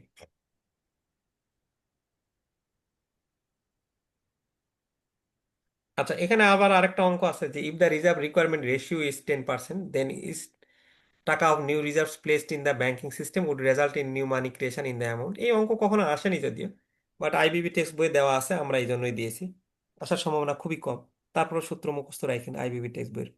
অ্যামাউন্ট অফ নিউ মানি ক্রিয়েশনের সূত্র, নিউ মানি ক্রিয়েশন মানে আপনি জানেন যে 1/RR into amount of new reserves. হ্যাঁ, তো এই RR বলতে বোঝাচ্ছে যে এই রিজার্ভ রিকোয়ারমেন্ট। তাহলে রিজার্ভ রিকোয়ারমেন্ট রেশিও বলছে 10%। তাহলে 10%কে আপনি 10কে 100 দ্বারা ভাগ দিলে 0.10 আসে, ইন্টু আপনার অ্যামাউন্ট অফ নিউ রিজার্ভস, এই যে ইস টাকা অফ নিউ রিজার্ভস। তাহলে এই অ্যামাউন্ট অফ নিউ রিজার্ভস ইস টাকা বলতে 1 দিলেন, দিয়ে আপনি ক্যালকুলেশন করে 10 টাকা পাইলেন। আর যদি এই লিকেজ শব্দটা থাকে, if leakage has a value of টাকা 0.20 এবং রিজার্ভ রেশিও ইজ 0.10, তখন সূত্রটা হবে amount of new creation, new money creation 1 divided by r বা কি বলে ওই যে আর রিজার্ভ রিকোয়ারমেন্ট এবং লিকেজ। তাহলে রিজার্ভ রিকোয়ারমেন্ট হচ্ছে হলো আপনার 0.10 লিখছেন, আর লিকেজের ভ্যালু দেওয়া আছে 0.20, আর অ্যামাউন্ট অফ নিউ রিজার্ভস, এই যে amount of new money creation for টাকা 1 দেওয়া আছে, যদি 2 দেওয়া থাকতো 2 লিখতেন, 3 দেওয়া থাকলে 3 লিখতেন সূত্রে। তাহলে টাকা 1 দেওয়া আছে, টাকা 1 দিয়েছেন, দিয়ে ক্যালকুলেশন করে এটা পাইছেন। এই ছিল আমাদের এই চ্যাপ্টারের অঙ্ক। আর আরো দুই একটা অঙ্ক আমাদের বইয়ে আমরা ইনক্লুড করছি, যেগুলো আপনাদের আম, গত পঞ্চম এবং ষষ্ঠতে আসছে। তো ওই দুই একটা অঙ্ক আমরা একটু পিডিএফ থেকে দেখি। হ্যাঁ, দিয়ে ওইটা শেষ হলে আমরা মডিউল বিতে যাব। উম,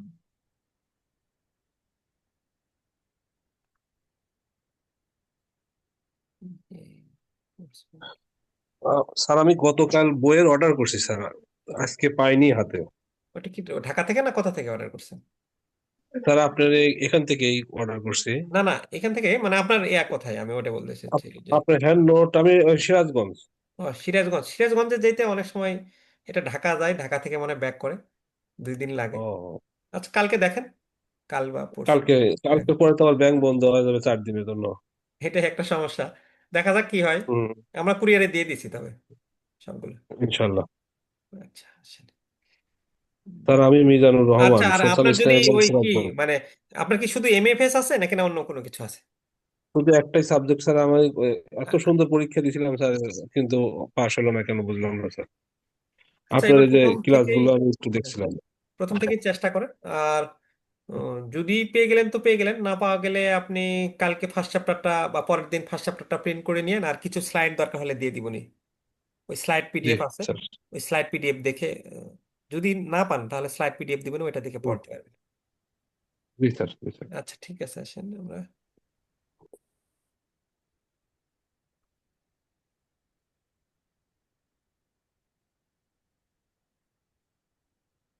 এবার হয়ে যাবে। এবার ইনশাল্লাহ খুব ভালো করে, মানে কোনো কিছুই যেন না বাদ যায়, মুখস্থ করে একবারে ঠিক টু দা পয়েন্টে লিখবেন।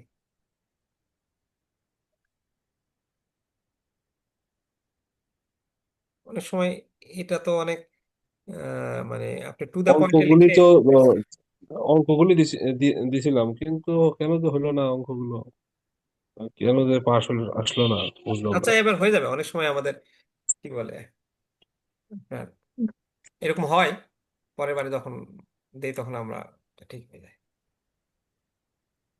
আচ্ছা, 1 মিনিট সময় দিবেন, আমরা পিডিএফটা ওপেন করে ফেলছি।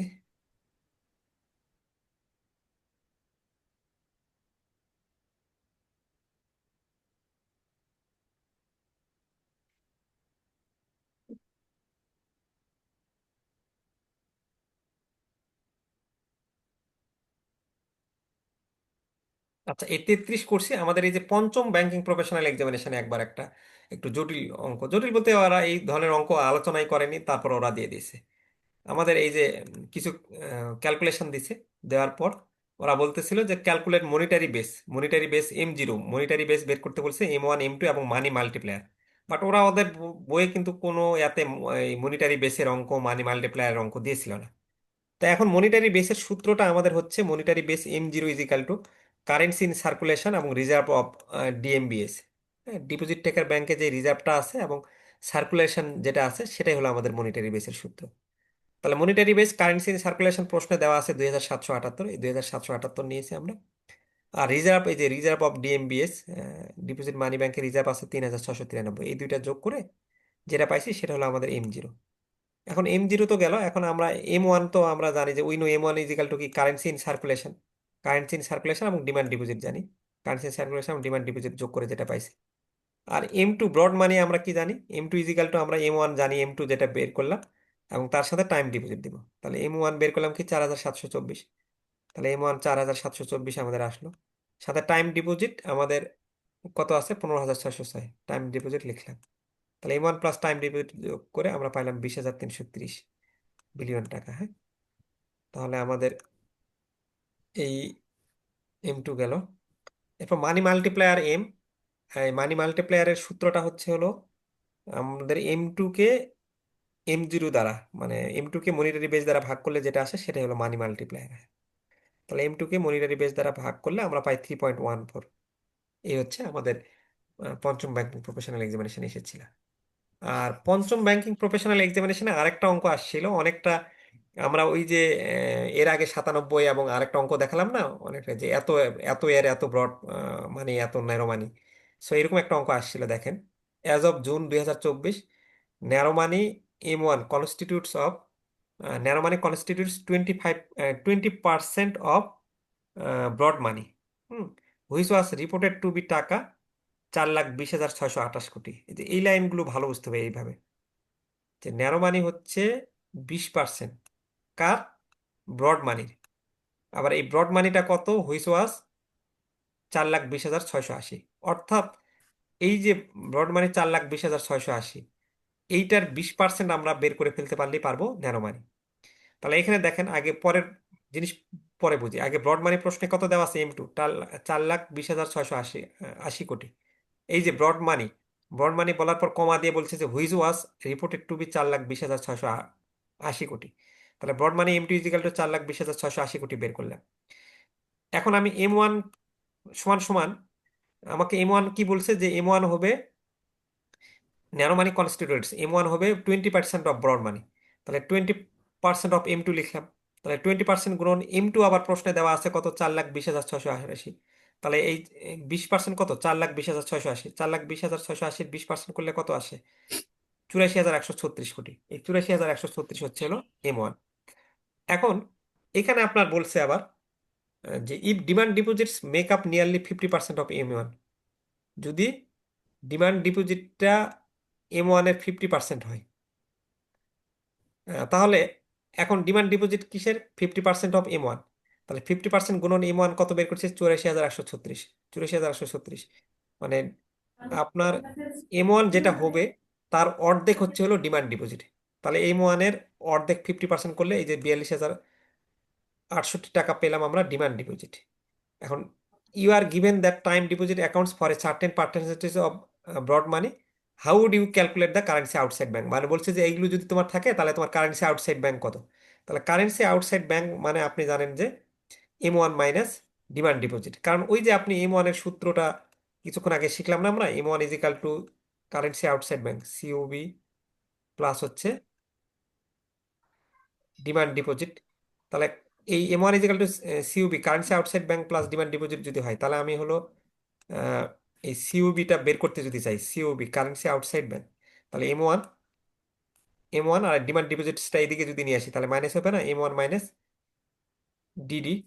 তাহলে এই কি বলে, M1 মাইনাস ডিমান্ড ডিপোজিট, তাহলে M1 হচ্ছে হলো আপনার 84,136, সেটা আমরা লিখলাম, মাইনাস 42,000।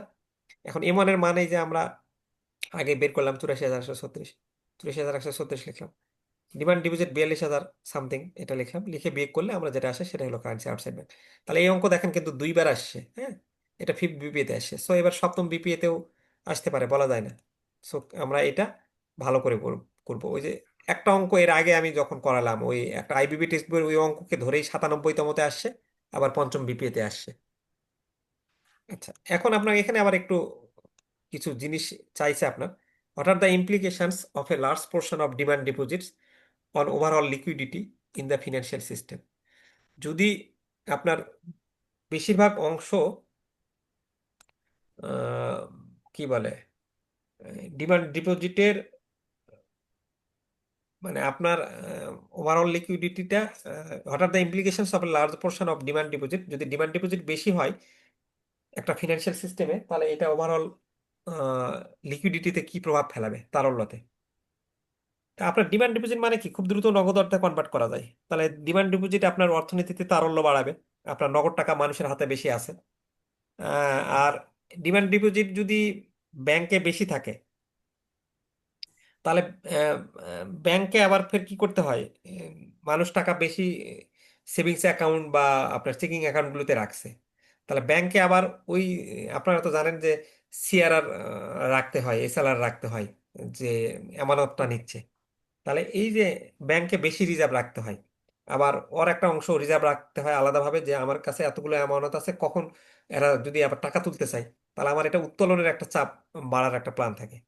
আর এই যে ডিমান্ড ডিপোজিট আকারে আছে, মানে মানুষজন এই টাকা নিয়ে কিন্তু খরচ করবে স্বাভাবিকভাবে, সে তাহলে কি করবে, কনজিউম, ভোক্তা ব্যয় এবং বিনিয়োগ বাড়বে, সে কনজিউম করবে। আর যখন সে বেশি কনজিউম করবে, আপনি জানেন যে তখন একটা মানুষ যখন একটা জিনিস বেশি খরচ করতে চায়, ওই জিনিসটা বেশি কিনতে চায়, তখন সেই জিনিসটার দাম বেড়ে যায়, তখন মূল্যস্ফীতির ঝুঁকিটা তৈরি হয়। আর বলছে যে time deposit, explain the role of time deposits in determining the stability of money money supply. Time ডিপোজিটের, মানি সাপ্লাইয়ের স্টেবিলিটিতে টাইম ডিপোজিটের ভূমিকা কি, এবং its impact on inflationary pressure, এবং মুদ্রাস্ফীতিতে এর ভূমিকাটা কি। তারা টাইম ডিপোজিটের ভূমিকা, টাইম ডিপোজিট অর্থনীতিতে তাৎক্ষণিক তারল্য কমায়, কারণ টাইম ডিপোজিটটা আপনার M2, আর টাইম ডিপোজিটটা ওই যে 5 বছর মেয়াদি আপনি এফডিআর রাখা, তাহলে এটা তো সহজেই ওরা নগদ অর্থে কনভার্ট করতে পারবে না। সো ইকোনমিক্সে লিকুইডিটিটা কমাবে, তাহলে লিকুইডিটি কমালে মানুষের হাতে টাকা কম থাকলে সেটা কি হবে, অর্থ সরবরাহকে স্থিতিশীল রাখবে। আর মানুষের হাতে না টাকা থাকলে মানুষ খরচ করতে পারবে না, মানুষ খরচ করতে না পারলে মানুষ ওই জিনিসটা কম কিনবে, মানুষ কম কিনলে মূল্যস্ফীতি কম হবে। সো এটা দীর্ঘমেয়াদী আর্থিক পরিকল্পনা করতে সহায়তা করবে। এই ছিল আমাদের ফার্স্ট চ্যাপ্টার। আমরা এখন সেকেন্ড চ্যাপ্টারটা পড়বো। সেকেন্ড চ্যাপ্টারটা আপনাদের শর্ট কোয়েশ্চেন, ডিফারেন্স, কেস ভাইয়া, স্টাডি। এই অঙ্কের মধ্যে আমার একটা কোশ্চেন আছে।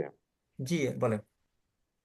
ওই যেমন এই জায়গায় 3টা রিকোয়ারমেন্ট দেখলাম, যদি কোনো কারণে আমার একটা রিকোয়ারমেন্ট না হয়, সেক্ষেত্রে কি মানে একটার সাথে একটা রিলেটেড নাম্বার নাকি না, আপনি যেই ধরে আলাদা নেন, আলাদা? এখানে আপনি খুব সিম্পলি বুঝতেছেন, আপনার যদি এই অঙ্কে 10 মার্কস থাকে, তাহলে আপনি কি বুঝবেন যে এটা প্রথমটা 3, এটা 3 বা 3.5, এরকম ভাবেই তো স্যাররা করবে, 4 4 8 2, জি তখন জি। যেটা যে পার্টের হবে সেই পার্টের মার্কস পাবেন, আরেকটা না পারলেন নাই। ওকে। সো আমাদের এরকম ভাবে ফার্স্ট পার্ট কমপ্লিট হয়ে গেল। ফার্স্ট পার্ট বলতে ফার্স্ট চ্যাপ্টার। কারো যদি ফার্স্ট চ্যাপ্টারে তারপরও কোনো প্রশ্ন, সমস্যা থাকে, সেটা জানাবেন। ফার্স্ট চ্যাপ্টারের ভিডিওটা আমরা আপনাদের গ্রুপে দিয়ে রাখছি, লিঙ্কটা, সেই লিঙ্ক থেকে দেখে নেবেন যারা দেখেন নাই প্রথম ভিডিওটা, আমাদের প্রথম ক্লাসের। আর এটাও আমরা রেকর্ডেডটা কালকে আপলোড করে দেবো আমাদের ফেসবুক গ্রুপে। আর যারা ফেসবুক গ্রুপে মেম্বার তো হয়ে গেছেন, তো হয়ে আছেন, আমাদের হোয়াটসঅ্যাপ পেইড গ্রুপে আমরা ফেসবুক গ্রুপের লিঙ্কটা আমাদের দেওয়া আছে, লিঙ্কে ক্লিক করে জয়েন রিকোয়েস্ট সেন্ড করে ফেসবুক আইডির নামটা লিখে দিতে হবে। নাম না লিখলে আমাদের অনেক আইডি চলে আসে, আমরা বুঝতে পারি না, অনেকেই রিকোয়েস্ট পাঠে বসে থাকেন, বলেন না নাম। সো এটা না করা যাবে না।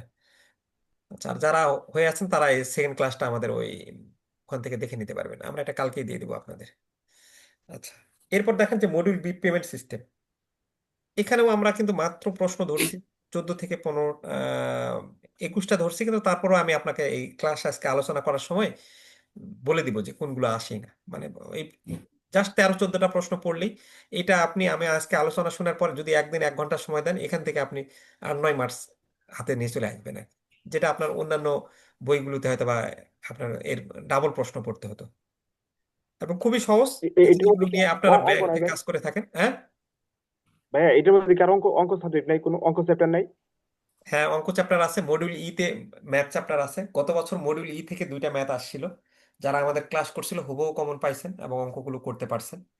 এবারও আমরা মডিউল যখন করতে যাব, তখন ওই চ্যাপ্টারটা ম্যাথ করব। মূলত ম্যাথ আসে হলো এই 2টা চ্যাপ্টার থেকে। গত বছর মডিউল থেকে আসছিল, এবার আসার সম্ভাবনা একটু মনে হয় কম হতে পারে, মডিউল থেকে দিতে পারে, অথবা 2টা থেকেই দিতে পারে, যেহেতু তারা 2টা অঙ্ক দিবে, এরও দিতে পারে, ইরও দিতে পারে। সো আমরা 2টা চ্যাপ্টারই খুব ভালো করে করব। আচ্ছা, এখন হচ্ছে এই মডিউল বিটা আমরা পড়তে গেলে, এখানে আমরা দেখেন গুরুত্বপূর্ণ টপিকস দিয়েছি, এরকম ভাবে গুরুত্বপূর্ণ টপিকস আর কারো হ্যান্ড নোটে পাবেন না। প্রতিটা চ্যাপ্টারের শুরুতে আমরা গুরুত্বপূর্ণ টপিক দিয়েছি যেন আপনারা একটা বুঝতে পারেন। এখানে কি লিখছি যে এই অধ্যায়ে মূলত বিভিন্ন ধরনের পেমেন্ট সিস্টেম নিয়ে আলোচনা করা হয়েছে। হ্যাঁ, প্রতি বছর এই পেমেন্ট সিস্টেমগুলোর উপর প্রস অ্যান্ড কনস পার্থক্য সংক্ষিপ্ত প্রশ্ন আকারে আসে। এই যে বিভিন্ন ধরনের পেমেন্ট সিস্টেম আসছে, এই পেমেন্ট সিস্টেমের সুবিধা অসুবিধা বা পার্থক্য বা সংক্ষিপ্ত প্রশ্ন আসতে পারে। এর মধ্যে গুরুত্বপূর্ণ টপিক হচ্ছে ডেবিট কার্ড, ক্রেডিট কার্ড। হয়তোবা বলবে ডেবিট কার্ড ক্রেডিট কার্ডের পার্থক্য কি, বা ডেবিট কার্ড ক্রেডিট কার্ডের সুবিধা অসুবিধাগুলো কি, mobile payments, cash, cheques, electronic fund transfer, BFTN, NPSB, RTGS, e money, mobile financial service খুবই খুবই গুরুত্বপূর্ণ। এই এই মোবাইল পেমেন্ট সিস্টেমগুলোরই আপনাকে সংক্ষিপ্তভাবে জানতে হবে যে এর সুবিধা অসুবিধাগুলো কি, বা একটু যদি সংক্ষিপ্ত প্রশ্ন তাহলে দিবে। এগুলো থেকে প্রতি বছর আসে, এবারও আসবে। সো এই টপিকগুলো থেকে পরীক্ষাতে প্রশ্ন থাকবেই। আর এই প্রশ্নগুলো আচ্ছা, তারপর তো আমি এটা আজকে তো ক্লাসে অলরেডি আপনাদের আলোচনা হয়ে যাচ্ছে। আর আমাদের হ্যান্ড নোট যারা নিছেন তারা এই ক্লাসটা করতে চাইলে আপনি অলরেডি এই যে কিউআর কোড স্ক্যান করে এই ক্লাসটা দেখতে পারবেন, যারা আগেই মানে আমার ক্লাসে আলোচনার আগেই দেখতে চান। এরভাবে আমি পরের ক্লাসে যেটা আলোচনা করব আপনাদের বলে দিব, আপনারা ক্লাসটা দেখার আগেই দেখে নিলেন, তাহলে দেখে নিলে আপনার ওই দিন ভিডিওটা বুঝতে খুব সহজ হবে। আর আমরা আসেন প্রথমে যে 1 নম্বর প্রশ্ন, পেমেন্ট সিস্টেমের ধারণা লেখো। এটা 6 বিপিএতে আসছে, এবার আসার সম্ভাবনা খুব কম। অথবা পেমেন্ট সিস্টেমের বিবর্তন বর্ণনা করো, অথবা অর্থের বিবর্তন লেখো। মানে পেমেন্ট সিস্টেমের ইভ্যালুয়েশনটা কি রকম হয়েছে। সো এটাও আসার সম্ভাবনা পরীক্ষাতে, মানে এটা আসেই না। যদিও আইবিবি টেক্সটের প্রশ্ন, এই জন্য আমরা নিয়েছি, আপনারা একবার রিডিং পড়বেন, বাট কোনোবারে আসে না। এই জন্য এটা আসার সম্ভাবনা খুব কম, এই জন্য আমরা এটা কোনো স্টাডি দেয়নি। বাংলাদেশের পেমেন্ট সিস্টেমের ইভ্যালুয়েশনটা লেখো, এটাও আসে না, বাট আইবিবি টেক্সটের প্রশ্ন, এই জন্য আমরা ইনক্লুড করছি। নগদ অর্থ প্রদানের সুবিধা অসুবিধা লেখো, এটা আমরা ভালো করে পড়বো, 3 স্টার দিয়েছি। চেক পেমেন্টের সুবিধা অসুবিধা, এই যে বিভিন্ন পেমেন্ট সিস্টেমের সুবিধা অসুবিধা, এগুলো আমরা খুব ভালো করে পড়বো। ডেবিট কার্ডের সুবিধা অসুবিধা, ক্রেডিট কার্ডের সুবিধা অসুবিধা, এগুলো আমরা কিন্তু 3 স্টার চিহ্ন দিয়েছি, এগুলো থেকে আসে। ক্রেডিট কার্ড কি অর্থ, আপনার বক্তব্যের সপক্ষে যুক্তি দিন, এটা বিগত বছরে আসছে। এটা একটু কনসেপচুয়াল প্রশ্ন, তবে আসার সম্ভাবনা কম। তারপর আমরা একটু আপনাদের কনসেপ্টটা বাড়ানোর জন্য এটা আলোচনা করব। মোবাইল পেমেন্টের সুবিধা অসুবিধা দেখেন, 6 বিপিতে আসছে, 99তমতে আসছে, এবং আইবিবি টেস্ট বইয়ের প্রশ্ন। সরাসরি আমরা বলি যে আইবিবি টেস্ট বইয়ের প্রশ্ন হবও দেয়। সো এইভাবে আমরা এটা পড়বো। অনেক সময় আমাদের ঠিক এবছরের প্রশ্ন পরের বছরও দেয়, এই জন্য এটা আমরা তারপরও 3 স্টার দিয়ে রাখছি। Electronic bank transfer, mobile wallet, QR quick response code, এগুলো থেকে আসবেই, এই জন্য আমরা যে কোনো এক কোনটা দিবে বলা যাচ্ছে না, এই জন্য আমরা 3 স্টারই রাখছি। কিউআর কোড, এখানে কিছু শর্ট নোটস আছে, এই শর্ট নোটস গুলো হয়তো বা আপনার ডিফারেন্স আকারে বা শর্ট কোয়েশ্চেন আকারে আসতে পারে। বিএসিএস, বিএফটিএন, এই যে বিএফটিএন 98তমতে আসে, আরটিজিএস, আইবিবি টেস্ট বইয়ের 6 নম্বর প্রশ্ন, এনপিএসবি। সো খুব ভালো করে এই শর্ট নোটস গুলো খুব ভালো করে পড়বো, এখান থেকেও শর্ট কোয়েশ্চেন বা ডিফারেন্স কিন্তু আসবেই পরীক্ষাতে।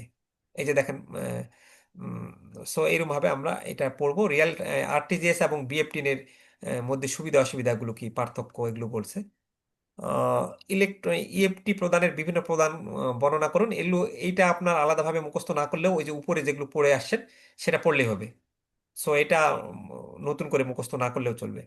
বাংলাদেশের ইলেকট্রনিক পেমেন্ট বাস্তবায়নে কি কি চ্যালেঞ্জ হচ্ছে, এই চ্যালেঞ্জটা আমরা একটু সংক্ষেপে দেখব। আম, তারপর এখানে একটা কনসেপচুয়াল প্রশ্ন আসছে 97তম বিপিএতে, এই প্রশ্নটা হবু আসার সম্ভাবনা খুব কম, বাট আপনাদের কনসেপ্ট বৃদ্ধি করার জন্য আপনাদের আজকে পড়াবো। তারপর এই যে 97তম বিপিএতে, এটাও আসার সম্ভাবনা খুবই কম, বাট আপনাদের কনসেপ্ট বৃদ্ধি করার জন্য আমরা পড়বো। 98তম, এটাও একটু পয়েন্টগুলো জাস্ট পড়বেন। এবং 21 নম্বর প্রশ্নটাও এরকম, এবার আর আসবে না মনে হয়, বাট পয়েন্টগুলো পড়ে রাখবেন, যদি অন্যভাবে চলে আসে তখন আপনি বানায় লিখতে পারবেন। কন্ট্যাক্টলেস পেমেন্টটা কি, আর আমরা সবার শেষে একটা কেস স্টাডি পড়বো। আর কিছু উপরের গুলো পড়লে ডিফারেন্স এবং শর্ট কোয়েশ্চেন অটো এটা আপনাদের হয়ে যাবে। সো এই আপনি ওভারঅল, আমি তো এখানেই বলে দিলাম, আলটিমেটলি ওভারঅল 14-15টা প্রশ্ন খুব ভালো করে পড়লে এখান থেকে আমরা 5-6 মার্কস একবার হুবহু কমন পাবো। 6 মার্কস এবং ছোট ছোট প্রশ্ন। চলেন আমরা এটা হলো আমাদের স্লাইড থেকে পড়ি, তাহলে দেখতে আরো ভালো লাগবে। একটু সময় দিবেন, এটা আমাদের 20-25 মিনিটে হয়ে যাবে ইনশাল্লাহ এই চ্যাপ্টারটা।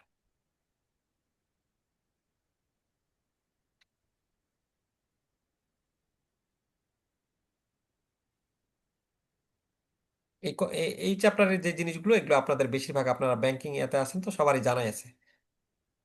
আর আমরা খুব সহজ করে লিখছি চ্যাপ্টারটা।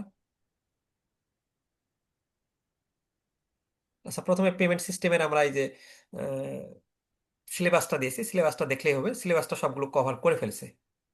তো প্রথমে বলা আছে write the concept of payment system, payment সিস্টেমের ধারণা লেখো।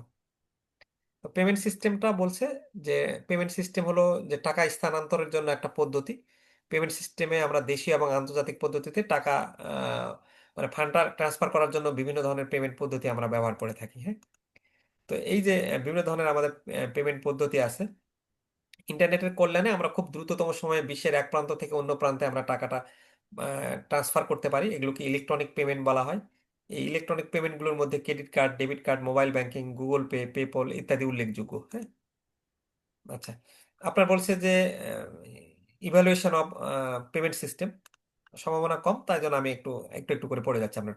প্রাচীনকালে আমাদের কি হতো, পেমেন্ট সিস্টেম হিসেবে আমরা সোনা রূপা ইত্যাদি মূল্যবান ধাতু মাধ্যম হিসেবে আমরা ব্যবহার করতাম। হ্যাঁ, তখন আমাদের বার্টার সিস্টেম ছিল। প্রাচীনকালে আমরা আহ, পণ্যর বিনিময়ে কিন্তু অন্য কোনো কিছুর বিনিময় করতাম, বস্তুর বিনিময়ে করতাম। মধ্যযুগে এসে আমরা ধাতুর মুদ্রার ব্যবহার করা শুরু হয়েছে। আর আধুনিক যুগে এসে আমরা চেকের মাধ্যমে কাজ শুরু করছি, ব্যাংকে ক্রেডিট কার্ড, এটিএম এগুলো নেওয়া শুরু করছি। আর ডিজিটাল যুগে এসে EFT, electronic fund transfer system হয়েছে কিন্তু, মোবাইল ওয়ালেট আসছে, বিকাশ, এরকম। বাংলাদেশের পেমেন্ট সিস্টেমের ইতিহাসটা কি? 2000 সালের আগে বাংলাদেশে নগদ অর্থ প্রাধান্যটা ছিল বেশি। বড় লেনদেনের জন্য চেক ব্যবহার ব্যবহার করা হতো। 2000 সালের পর এটিএম মেশিন আসলো, ক্লিয়ারিং হাউস আসলো, ডেবিট কার্ড আসলো, এবং 2010-এর পরে এই যে বিকাশ, রকেট এবং নগদ আসলো, এবং এমএফএসটা খুব জনপ্রিয় হইলো। আর বর্তমানে আমরা ডিজিটাল পেমেন্ট অনেক বেশি করছি। আরটিজিএস 2015 সালে চালু হলো এবং নিরাপত্তাকে ফোকাস দিচ্ছি। আচ্ছা, নগদ অর্থ প্রদানের সুবিধা কি? নগদ অর্থ প্রদান খুব সহজেই বোঝা যায়। অনেক ক্লায়েন্ট এখনো বলে যে ভাই আপনি ক্যাশে পেমেন্ট করেন। আর অসুবিধা কি, আপনি যদি নগদ টাকা অনেক জায়গায় নিয়ে যান তাহলে বড় ধরনের অঙ্ক হলে পরিবহনের সমস্যা, আপনার নিরাপত্তা আছে অভাব, হিসাব রাখা কঠিন হয়ে দাঁড়ায়। চেক পেমেন্টের সুবিধা অসুবিধাগুলো কি 96তমতে আসে। চেক পেমেন্টে আপনার বড় ধরনের অর্থের ক্ষেত্রে নিরাপদ, কাস্টমার নিরাপত্তা প্রদান করে, নগদ টাকা ধরে রাখার প্রয়োজন নাই। অসুবিধা কি, সময় সাপেক্ষ এবং চেক জালিয়াতির সম্ভাবনা থাকে। ডেবিট কার্ডের সুবিধা অসুবিধাগুলো কি? ডেবিট কার্ডের সুদ নেই, নিয়ন্ত্রিত খরচ, আপনি যখন তখন ট্রানজাকশন করতে পারেন, এটিএম বুথ থেকে টাকা তুলতে পারেন, ফি দিতে হয় না, টাকা তোলার জন্য আপনার ব্যাংকে যাওয়ার প্রয়োজন হয় না। অসুবিধাগুলো কি, কোনো ডেবিট কার্ডের বিপরীতে আপনি কোনো ঋণ সুবিধা, ক্রেডিট সুবিধা নিতে পারেন না, ইএমআই সুবিধা নাই, ডেবিট কার্ড জালিয়াতি হতে পারে, নিরাপত্তা কম। ক্রেডিট কার্ডের সুবিধা অসুবিধা ওইভাবে পড়বেন, দ্রুত লেনদেন, ক্রেডিট স্কোর বাড়ানো যায়, অধিকতর নিরাপত্তা, ঋণের সুবিধা পান আপনি। আর ক্রেডিট কার্ডের ক্যাশ বহন করতে হয় না, এরকম ভাবে একটু রিডিং পড়ে নেবেন তাহলে পারবেন। ইএমআই সুবিধা পাবেন, কিন্তু এটা আপনার কি অতি খরচ, আপনার ক্রেডিট স্কোর সংক্রান্ত জটিলতা আছে, আপনি ঋণের ফাঁদে পড়েন, উচ্চ সুদের হার আছে এতে। আচ্ছা, ক্রেডিট কার্ড কি মানি? Please give your arguments. আপনি বলবেন যে না, ক্রেডিট কার্ড হচ্ছে হলো মানি না, কারণ এটা হলো ঋণের প্রতিনিধিত্ব করে। হ্যাঁ, আপনি একটা নির্দিষ্ট সীমা পর্যন্ত ক্রেডিট কার্ড, মানে আপনি এই সীমা পর্যন্ত ঋণ পাবেন, মানে অনেকটা লাইন অফ ক্রেডিট আপনার। আচ্ছা, মোবাইল পেমেন্টের সুবিধা অসুবিধাগুলো কি? মোবাইল পেমেন্টের সুবিধা হচ্ছে আপনি নগদ অর্থ বা কার্ড বহন করার প্রয়োজন নেই, আপনি স্মার্টফোন থাকলেই হচ্ছে। হ্যাঁ, বিকাশের মাধ্যমে আপনি দ্রুত লেনদেন করতে পারছেন, নিরাপত্তাও ব্যবস্থা রাখছে, ট্র্যাকিং এবং বাজেট তৈরি পারছেন, আপনি কিছু রিওয়ার্ড দিচ্ছে, বিকাশ আপনাকে বিভিন্ন ধরনের রিওয়ার্ড দেয় না, বিক্রি বৃদ্ধি করতে পারেন আপনি, স্বল্প খরচে লেনদেন করতে পারেন অনেক সময়। অসুবিধাগুলো কি, আপনার প্রযুক্তির উপর নির্ভরতা, নিরাপত্তা ঝুঁকি থাকে, হ্যাকিং হইতে পারে, অতিরিক্ত খরচ হয় কিছু কিছু ক্ষেত্রে, প্রতারণার সম্ভাবনা থাকে। সো দুই একটা, চার পাঁচটা করে পয়েন্ট পড়ে আপনি নিজেও বানায় লিখতে পারবেন এগুলো সুবিধা অসুবিধা। ইলেকট্রনিক ফান্ড ট্রান্সফারের সুবিধা অসুবিধাগুলো কি কি ওইরকম ভাবে পড়ে নেবেন। মোবাইল ওয়ালেটের সুবিধা অসুবিধাগুলো কি? মোবাইল ওয়ালেট আপনি কি আপনি যে কোনো সময় টাকা পাঠাতে পারবেন, মোবাইলে রিচার্জ করতে পারবেন, ইউটিলিটি বিল, আমরা বিদ্যুৎ বিল, পানি বিল মোবাইল ওয়ালেটের মাধ্যমে করতে পারছি না, ব্যালেন্স চেক করতে পারি আমরা। অ্যাকাউন্টে দেওয়া মোবাইল নাম্বার দিয়ে রেজিস্ট্রেশন এবং লগ ইন করতে হয়। পরিচালিত হিসাব, মানে জয়েন্ট অ্যাকাউন্ট এগুলো করে না, স্মার্টফোন ছাড়া ব্যবহার করা যাবে না। কুইক রেসপন্স কোড পেমেন্টের সুবিধা অসুবিধা, সো এগুলো একটু পড়ে নেবেন, পারবেন কুইক রেসপন্স কোড।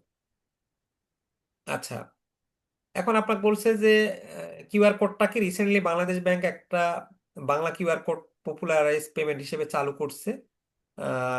আপনি কি মনে করেন যে বাংলাদেশ ক্যাশলেস সোসাইটির দিকে এগিয়ে যাচ্ছে? Give your opinion. এটাতে আপনি বলবেন যে হ্যাঁ, বাংলাদেশ ক্যাশলেস সোসাইটির দিকে তো এগিয়ে যাচ্ছে, কারণ বাংলাদেশ এখন মোবাইল ফাইন্যান্সিয়াল সার্ভিস খুব জনপ্রিয় হয়েছে, বিকাশের মাধ্যমে মানুষ পেমেন্ট করতেছে, অনেকেই নগদ টাকা দিয়ে সবসময় যে লেনদেন করতেছে এমন না। সো বাংলাদেশ ক্যাশ পেমেন্টের দিকে এগিয়ে যাচ্ছে। এই যে যে শর্ট নোটস গুলো আছে না, এই শর্ট নোটস গুলো খুব ভালো করে পড়তে হবে। এই শর্ট নোটস গুলো থেকে হয় সংক্ষিপ্ত প্রশ্ন বা ডিফারেন্স আকারে আসতে পারে বা ব্রড কোয়েশ্চেনও আসতে পারে। গত বছর এগুলো থেকেও প্রশ্ন আসছে। সো আমরা বাংলাদেশ অটোমেটেড ক্লিয়ারিং হাউস বিএসসিএস হলো একটা কি ইলেকট্রনিক পদ্ধতি, যেটার মাধ্যমে বাংলাদেশের চেক ক্লিয়ারিং এবং ইলেকট্রনিক তহবিল স্থানান্তরকে সহজে আপনার স্থানান্তর করে। এই বিএসসিএস মূলত দুইটা উপাদান নিয়ে গঠিত। একটা হলো বাংলাদেশ বিএসসিপিএস, যেটাকে আমরা বলি Bangladesh automated cheque processing system. Electronic ভাবে কাগজের চেক প্রক্রিয়া করার জন্য চেক ইমেজিং অ্যান্ড ট্রানজাকশন প্রযুক্তি ব্যবহার করে। শারীরিকভাবে চেক বিনিময়ের পরিবর্তে ব্যাংকগুলো দ্রুত ক্লিয়ারিং এবং নিষ্পত্তির জন্য ইলেকট্রনিক চিত্র পাঠায় এই বাংলাদেশ অটোমেটেড চেক প্রসেসিং সিস্টেমে। আর বিএফটিএন আপনার ইলেকট্রনিক ফান্ড ট্রান্সফার নেটওয়ার্ক, আপনারা তো এটা জানেনই যে এক ব্যাংক থেকে আরেক ব্যাংক অ্যাকাউন্টে আপনি বিএফটিএন এর মাধ্যমে টাকা পাঠাতে পারছেন। আরটিজিএস কি, আপনি আরটিজিএসও তো এক ব্যাংক থেকে আরেক ব্যাংকে টাকা পাঠাচ্ছেন যখন বড় ধরনের অ্যামাউন্ট 1 লাখের উপরে সম্ভবত এই অ্যামাউন্টটা, এবং একটা লিমিট থাকে এবং খুব দ্রুত আপনি টাকাটা পাঠাতে পারছেন সঙ্গে সঙ্গে। এখানে নিরাপত্তা থাকে আপনার, বড় লেনদেনের জন্য উপযুক্ত। লেনদেনের সময়সীমা একটা সকাল থেকে একটা নির্দিষ্ট টাইম থাকে। ন্যাশনাল পেমেন্ট সুইস বাংলাদেশ এনপিএসবির মাধ্যমে কি করে আমরা যেই এটিএম বুথগুলো এনপিএসবির মাধ্যমে পরিচালিত, সেটা কি একটা ঘরোয়া এটিএম শেয়ারিং নেটওয়ার্ক বলি না, যে আমার ডেবিট কার্ড দিয়ে অন্য ব্যাংকের এটিএম বুথ থেকে আমি টাকা তুলতে পারতেছি এই ন্যাশনাল পেমেন্ট সুইস অফ বাংলাদেশের সুবিধার কারণে, এনপিএসবির কারণে। পয়েন্ট অফ সেল কি, পয়েন্ট অফ সেল বা পয়েন্ট অফ পারচেস হলো সেই সময় ও স্থান একটা খুচরা লেনদেন সম্পন্ন হয়। মেইনলি এটা আপনি পয়েন্ট অফ সেল ব্যাপারটা এরকম যে আপনি যখন সুপার শপগুলোতে যান বা আহ, আপনি স্বপ্নতে যাচ্ছেন, তখন স্বপ্নতে গেলে কি আপনি করেন, আপনি কার্ড দিয়ে যখন পেমেন্ট করেন, তাহলে সেটাই হলো আপনার পয়েন্ট অফ সেল। সেখানে কম্পিউটার সফটওয়্যার এবং হার্ডওয়্যারের সমন্বয়ে গঠিত। এখানে মূলত পণ্যের দাম দেখা যায়, বিক্রিত পণ্যের হিসাব রাখা হয়, বিভিন্ন পেমেন্ট পদ্ধতি গ্রহণ করে, গ্রাহকের রিসিপ্ট প্রিন্ট করা। আচ্ছা, real time gross settlement BEFTN এর চেয়ে সুবিধাগুলো কি কি? আরটিজিএসটা আমরা কি বলি, যে বেশি অঙ্কের অ্যামাউন্ট করা যায়, দ্রুত গতিতে আরটিজিএস হয়। বিএফটিএন আমাদের সঙ্গে সঙ্গে কিন্তু টাকাটা ক্রেডিট হয় না, একদিন কিন্তু সময় লাগে বা 5-6 ঘন্টা সময় লাগতেছে। নিরাপত্তা বেশি আরটিজিএস এ, বড় ধরনের মূল্য আমরা আরটিজিএস এ স্থানান্তর করতে পারি। Different components of EFT payment, এটা আলাদাভাবে না পড়ে ওই যে আগের যে বিভিন্ন ধরনের পেমেন্ট পদ্ধতিগুলো শিখলেন সেই পদ্ধতিগুলো বলে সেগুলোকে একটু ব্যাখ্যা করবেন, তাহলেই হবে। বাংলাদেশের ইলেকট্রনিক পেমেন্ট বাস্তবায়নে ব্যাংকগুলো কি ধরনের চ্যালেঞ্জের মুখোমুখি হচ্ছে? তাহলে চ্যালেঞ্জগুলো আমরা বলতে পারি যে সব জায়গায় এখনো ডিজিটাল ইনফ্রাস্ট্রাকচার নাই, গ্রামগুলোতে এখনো ডিজিটাল ইনফ্রাস্ট্রাকচার গঠিত হয়নি, ইন্টারনেটের অভাব, গ্রাহকরা সচেতন বা কি বলে সচেতন না, তারপর হ্যাকিং হওয়ার সমস্যা হইতে পারে। সো এইগুলো আমাদের ইলেকট্রনিক ট্রান্সফারের বিষয়ের ক্ষেত্রে আপনার সমস্যা, খরচের বিষয় আসে। তারপর আমাদের নেটওয়ার্ক বিভ্রাট হয়, বিদ্যুতের থাকে না। আচ্ছা, বাংলাদেশের কোন পেমেন্ট মেথডটা বলতেছে যে এখনো হচ্ছে আপনার ডমিনেট করতেছে? তো এই ক্যাশ, ডেবিট কার্ড নাকি এমএফএস না ইএফটি না কিউআর কোড, আবার কোনটা খুব দ্রুত গতিতে গ্রোয়িং হচ্ছে? তা আপনি বলবেন যে এখনো বাংলাদেশে বেশিরভাগ পেমেন্টই কিন্তু ক্যাশের মাধ্যমে হয়। সো যতই এমএফএস আসুক বা ইএফটি আসুক বা কিউআর কার্ড আসুক, স্টিল নাও ক্যাশ হচ্ছে ডমিনেটিং সেক্টর। বাট আমরা আদি ফার্স্টেস্ট গ্রোয়িং হচ্ছে কি, বর্তমানে কিন্তু এমএফএসটা সব জায়গাতে চলে গেছে এবং এমএফএস দিয়ে গ্রাম পর্যায়ে মানুষ পেমেন্ট করতেছে বা এমএফএস ইউজ করতেছে। সো এইটা হচ্ছে এমএফএসটা হলো আহ, সবচেয়ে কি বলে আধিপত্যশীল, এবং এটা কি বলে খুব দ্রুত হারে ইনক্রিজিং হচ্ছে। এভাবে বলবেন। ক্যাশটাকে আপনি বলবেন যে এখন পর্যন্ত ক্যাশটা হচ্ছে আমাদের ডমিনেটিং, বাট দ্রুত বর্ধনশীল পেমেন্ট মেথড আপনি বলবেন এমএফএস। আপনি যদি if you use a credit card to purchase goods or services on the internet, আপনি যদি ইন্টারনেটে ক্রেডিট কার্ড ব্যবহার করেন কোনো গুডস অর সার্ভিস কিনতে, does this effect the M one or M2 money supply? বলছে M1 বা M2 মানি সাপ্লাই এটা কোনো ইফেক্ট ফেলে কিনা, বা দুটাতে ইফেক্ট ফেলে বা কিনা, বা কোনোটাতে ফেলে কিনা। তো আপনি বলবেন যে যখন আপনি অনলাইনে কোনো পণ্য পারচেস করবেন এই ক্রেডিট কার্ড ব্যবহারে, সেটা আপনার M1 বা M2 এর উপর কোনো প্রভাব ফেলবে না, কারণ ক্রেডিট কার্ডটা আপনার হচ্ছে এক ধরনের ঋণ তৈরি করে। সো ঋণ যেটা, সেটা ওই যে লাইন অফ ক্রেডিট আপনি পড়ে আসলেন, সেটা M1 বা M2 কোনোটার মধ্যেই থাকে না। সো ক্রেডিট কার্ড দিয়ে পেমেন্ট করলে সেটা M1 M2 কোনোটাকে প্রভাব করবে না। ইলেকট্রনিক পেমেন্টস কেন পপুলার? আপনি বলবেন যে ইলেকট্রনিক পেমেন্টস আপনি দিয়ে খুব দ্রুত পেমেন্ট করতে পারছেন, আপনার আহ, কি বলে মোবাইলের সাহায্যে পেমেন্ট করতে পারছেন। সো এই যে বাকি প্রশ্নগুলো একটু দেখে নেবেন, এগুলো খুব বেশি জটিল না। এখন আমরা এই চ্যাপ্টারের একটা কেস স্টাডি আসছিল গত বছর, যে কেস স্টাডিটা আপনাদের পরীক্ষাতে আসছিল, সেই কেস স্টাডিটা একটু দেখি। কেস স্টাডিটা সহজে আছে, তারপর আপনাদের সাথে একটু আলোচনা করি, করে আমরা এই আজকের ক্লাসটা শেষ করে দেব। আচ্ছা, এখানে আমরা এই যে পার্টি শর্ট কোয়েশ্চেন হিসেবে আপনাদেরকে 10টা দিয়েছি, খুব সুন্দর করে শর্ট কোয়েশ্চেন গুলো দেখবেন। আম, অনেক বইয়ে এরকম ভাবে শর্ট কোয়েশ্চেন না দিয়ে মেটা মেন্টর করছে কি, এই আপনাদের শর্ট নোটস গুলোকে শর্ট কোয়েশ্চেন হিসেবে ধরছে, বাট শর্ট কোয়েশ্চেন আলাদা, শর্ট নোটস তো আলাদা। আচ্ছা, তারপর আমরা ডিফারেন্স দিছি। আমরা এইখানে যে পার্ট সি কেস স্টাডিটা আসছিল আপনাদের 6 BPA তে, সেটা একটু আলোচনা করি, হ্যাঁ। তো এইখানে আপনার প্রথমে বলছিল কি, একটা কেস স্টাডি দিয়েছিল গবাদি পালন থেকে ক্রিপ্টো অর্থ কিভাবে আধুনিক অর্থনীতিতে শক্তিশালী করে। তো এখানে বলছে যে পূর্ব আফ্রিকার একটি দ্রুত বর্ধনশীল অর্থনীতি কেনিয়া মোবাইল মানি প্ল্যাটফর্ম যেমন এম-পেসার উত্থানের কারণে একটা উল্লেখযোগ্য আর্থিক রূপান্তরের মধ্য দিয়ে গেছে। আহ, মানে কেনিয়াতে আপনার একটা, এই যে যেমন আমাদের বিকাশ, ওদের ওখানে এম-পেসা নামে একটা বিকাশের মতন, সেটা একটা মানি ট্রান্সফার করছে, মানে তাদের মানে একটা আর্থিক রিভলিউশন এনে দিছে। এই এম-পেসাটা স্মার্টফোন, যেমন আমাদের বিকাশ স্মার্টফোন দিয়ে ব্যবহার করা হয়, এম-পেসা স্মার্টফোন, এবং এর অনেক নেটওয়ার্ক আছে কাজ করে। এর মাধ্যমে উপযুক্ত সেলফোন এবং সিমধারী গ্রাহকরা তাদের ফোন ব্যবহারের দ্বারা কিংবা এজেন্ট লোকেশনে নগদ লেনদেন করতে পারে। মানে বিকাশের সাথে চিন্তা করেন, বিকাশেও কিন্তু আপনি ফোনের মাধ্যমে লেনদেন করতে পারছেন বা এজেন্টে গিয়ে লেনদেন করতে পারছেন। গ্রাহকরা কি করতেছে স্থানীয় এবং অভ্যন্তরীণ ভাবে, তাহলে বিকাশের মাধ্যমে আপনি কি করতে পারেন, অর্থ পাঠাতে পারেন, গ্রহণ করতে পারেন, বিল পরিশোধ করতে পারেন, সঞ্চয় করতে পারেন। এখন বিকাশে কিন্তু আপনি সেভিংসও করতে পারছেন, এবং আপনি বিকাশ থেকে কিন্তু ঋণও নিতে পারছেন। গ্রামীণ এলাকায় মানুষ ঐতিহ্যগতভাবে অর্থনৈতিক বিনিময়ের একটা রূপ হিসেবে বিনিময় প্রথা, এমনকি গবাদি পশু ব্যবহার করত। মানে ওই যে কেনিয়াতে, আফ্রিকাতে আপনি জানেন যে অনেক আগে ট্র্যাডিশনালি আপনার ঐতিহ্যগতভাবে অর্থনৈতিক বিনিময় একটা রূপ হিসেবে তাদের কিন্তু এক্সচেঞ্জ প্রথা ছিল। এবং তারা অনেক সময় ওই যে আগের যুগে কি করতো, যে আপনার একটা জিনিস দিয়ে আরেকটা জিনিস নিত, এবং গবাদি পশুটা তারা ব্যবহার করতো। প্রযুক্তির সাহায্যে তারা ধীরে ধীরে ডিজিটাল ব্যবস্থার দিকে এগিয়ে গেছে। আগে মোবাইল মানি ব্যবহারের সংখ্যা 2010 সালে ছিল 10 মিলিয়ন, 20 সালে এসে 32 মিলিয়নে দাঁড়িয়েছে। আর ব্যাংক হিসেবে ব্যবহার 23 থেকে 82% উন্নতি হয়েছে। এখন সমস্যা বলছে যে একটা আধুনিক অর্থনীতিতে অর্থের মৌলিক কার্যাবলীর ধারণা, এবং এই যে প্রচলিত অর্থ থেকে তারা ডিজিটাল অর্থে, বিকাশের মোবাইল মানির অর্থে গেল, এইটা কিভাবে তারা উন্নতি করবে বা কি কি চ্যালেঞ্জের মুখে পড়বে। ফার্স্ট প্রশ্ন দিচ্ছে আমাদের, বিনিময় প্রথার সময়কাল এবং বর্তমান ডিজিটাল যুগে কেনিয়ার ক্ষেত্রে অর্থের 4টা কার্যাবলী সংক্ষেপে ব্যবহার করুন।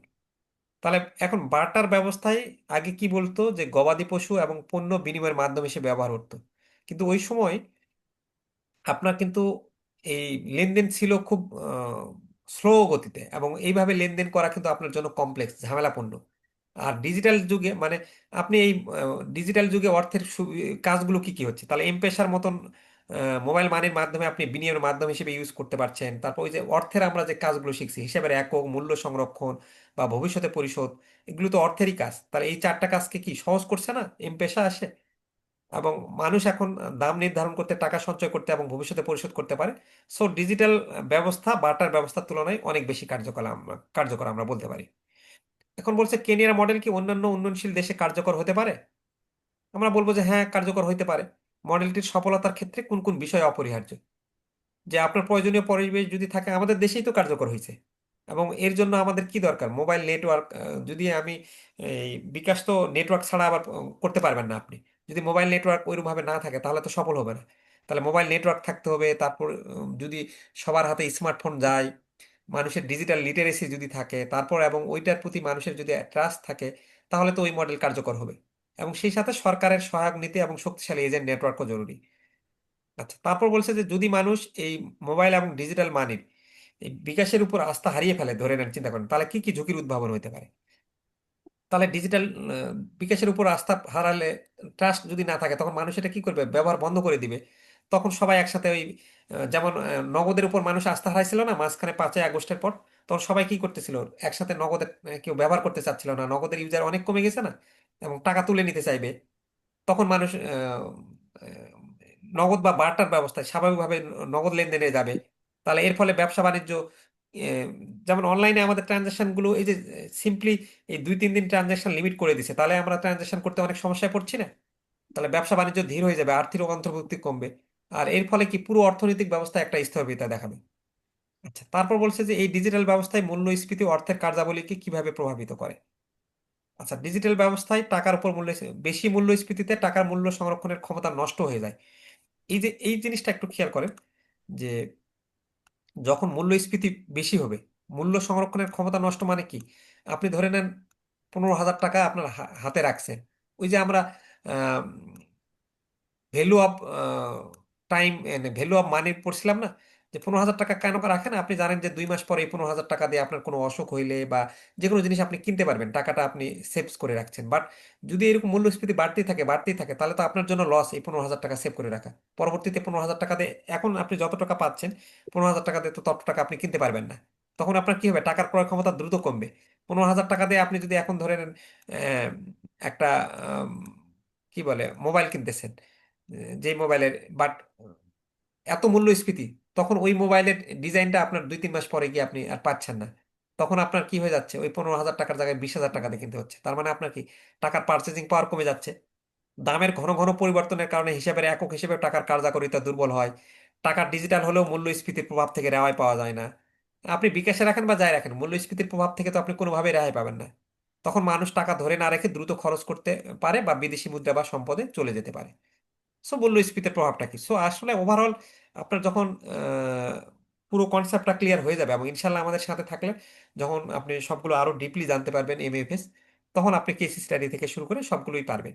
সো এইখানে আমাদের ক্লাসের আজকে কারো কোনো পরামর্শ থাকলে বা মতামত থাকলে বলতে পারেন, নাহলে আমরা ক্লাসটা এখানে ক্লোজ করে দেব।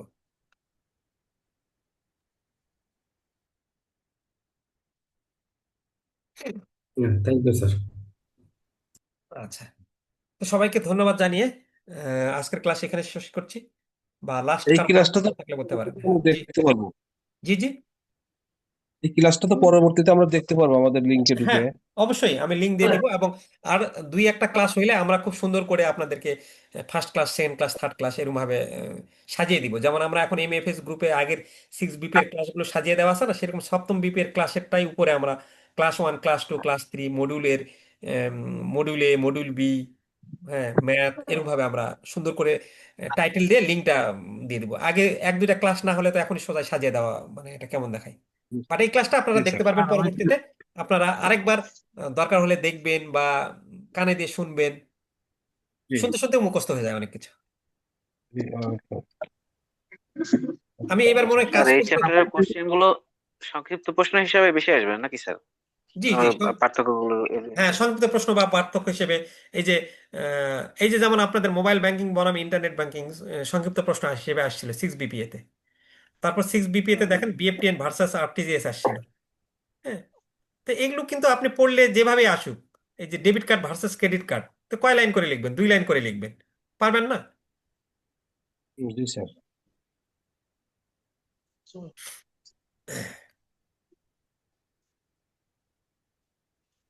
এটা আপনাদের 1 ঘন্টা, মানে এটা রিডিং পড়লেন, আপনারা যদি 1 ঘন্টা একদিন সময় দেন, 1 থেকে 2 ঘন্টা, এগুলো আপনারা সব কাজ করেন। খালি আপনারা একটু নোট ডাউন করবেন যে যে জিনিসটা একটু মুখস্থ রাখতে হবে, সেই একটু মুখস্থ রাখলে এটা পারবেন এই চ্যাপ্টার। ফার্স্ট চ্যাপ্টার এবং সেকেন্ড চ্যাপ্টার খুব ভালো করে পড়লে অনেক মার্কস এখান থেকেই চলে আসবে। একটু সময় দেন। এই যে ছুটি, কি বলে, লম্বা নির্বাচনের ছুটি যাদের নাই, যারা 1-2টা সাবজেক্ট পরীক্ষা দিচ্ছেন, 2-3টা, তখন এই 10 তারিখ থেকে 11 তারিখ থেকে যদি ঢাকাতে থাকেন বা এলাকাতেই থাকেন, যে যদি কারো আহ, নির্বাচনের ডিউটি না পড়ে, তারা এই সময়টাকে কাজে লাগান প্লিজ। সামনে রোজা আসতেছে, পরে একটু পারবেন না। কথা ছিল স্যার। জি, আমার একটু অন্য বিষয়ে একটু কথা ছিল, সেটা হচ্ছে আহ, আমার হচ্ছে 3টা সাবজেক্ট আপনার ইয়ে নেওয়া, হ্যাঁ। কিন্তু আমি ওই যে মানে বিজনেস, মানে বেসিক অ্যাকাউন্টিং আর এম এ এস এফ, মানে এফ এস আর হচ্ছে পিওই, এই 3টা। যেরকম আজকে ক্লাস নিতে দেওয়া, কিন্তু আমি পরে আছে ওই আপনার সাথে ইয়ে করে পরে আমাকে দেওয়া হয়েছে link। আমি মনে হয় এই যুক্ত হই নাই নাকি গ্রুপে, আমি বুঝলাম না। ও তো আপনি কি কি ক্লাস ক্লাস নিছেন ইয়ে বলেন নেওয়া, তো, আমি বুঝতেছি না আপনার কথা বললেন কি বলেন।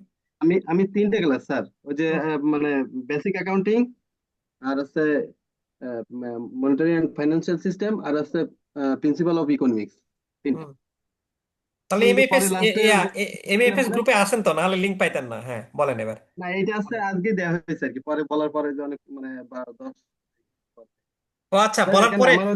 ওইটা কি তাহলে মনে হয় আপনাকে যেহেতু বলছেন, তাহলে ওরা মনে হয় অ্যাড করে দিছে, লিঙ্কও পাইছেন এবং অ্যাড করে দিছে। নাহলে আপনি একটা হ্যালো দিয়ে আমাকে আবার দেখি আমি আচ্ছা আছি। স্যার, আমাদের কিউআর কোড মানে কাজ করে না ওই ইয়ের দিকে, আমি দেখছি।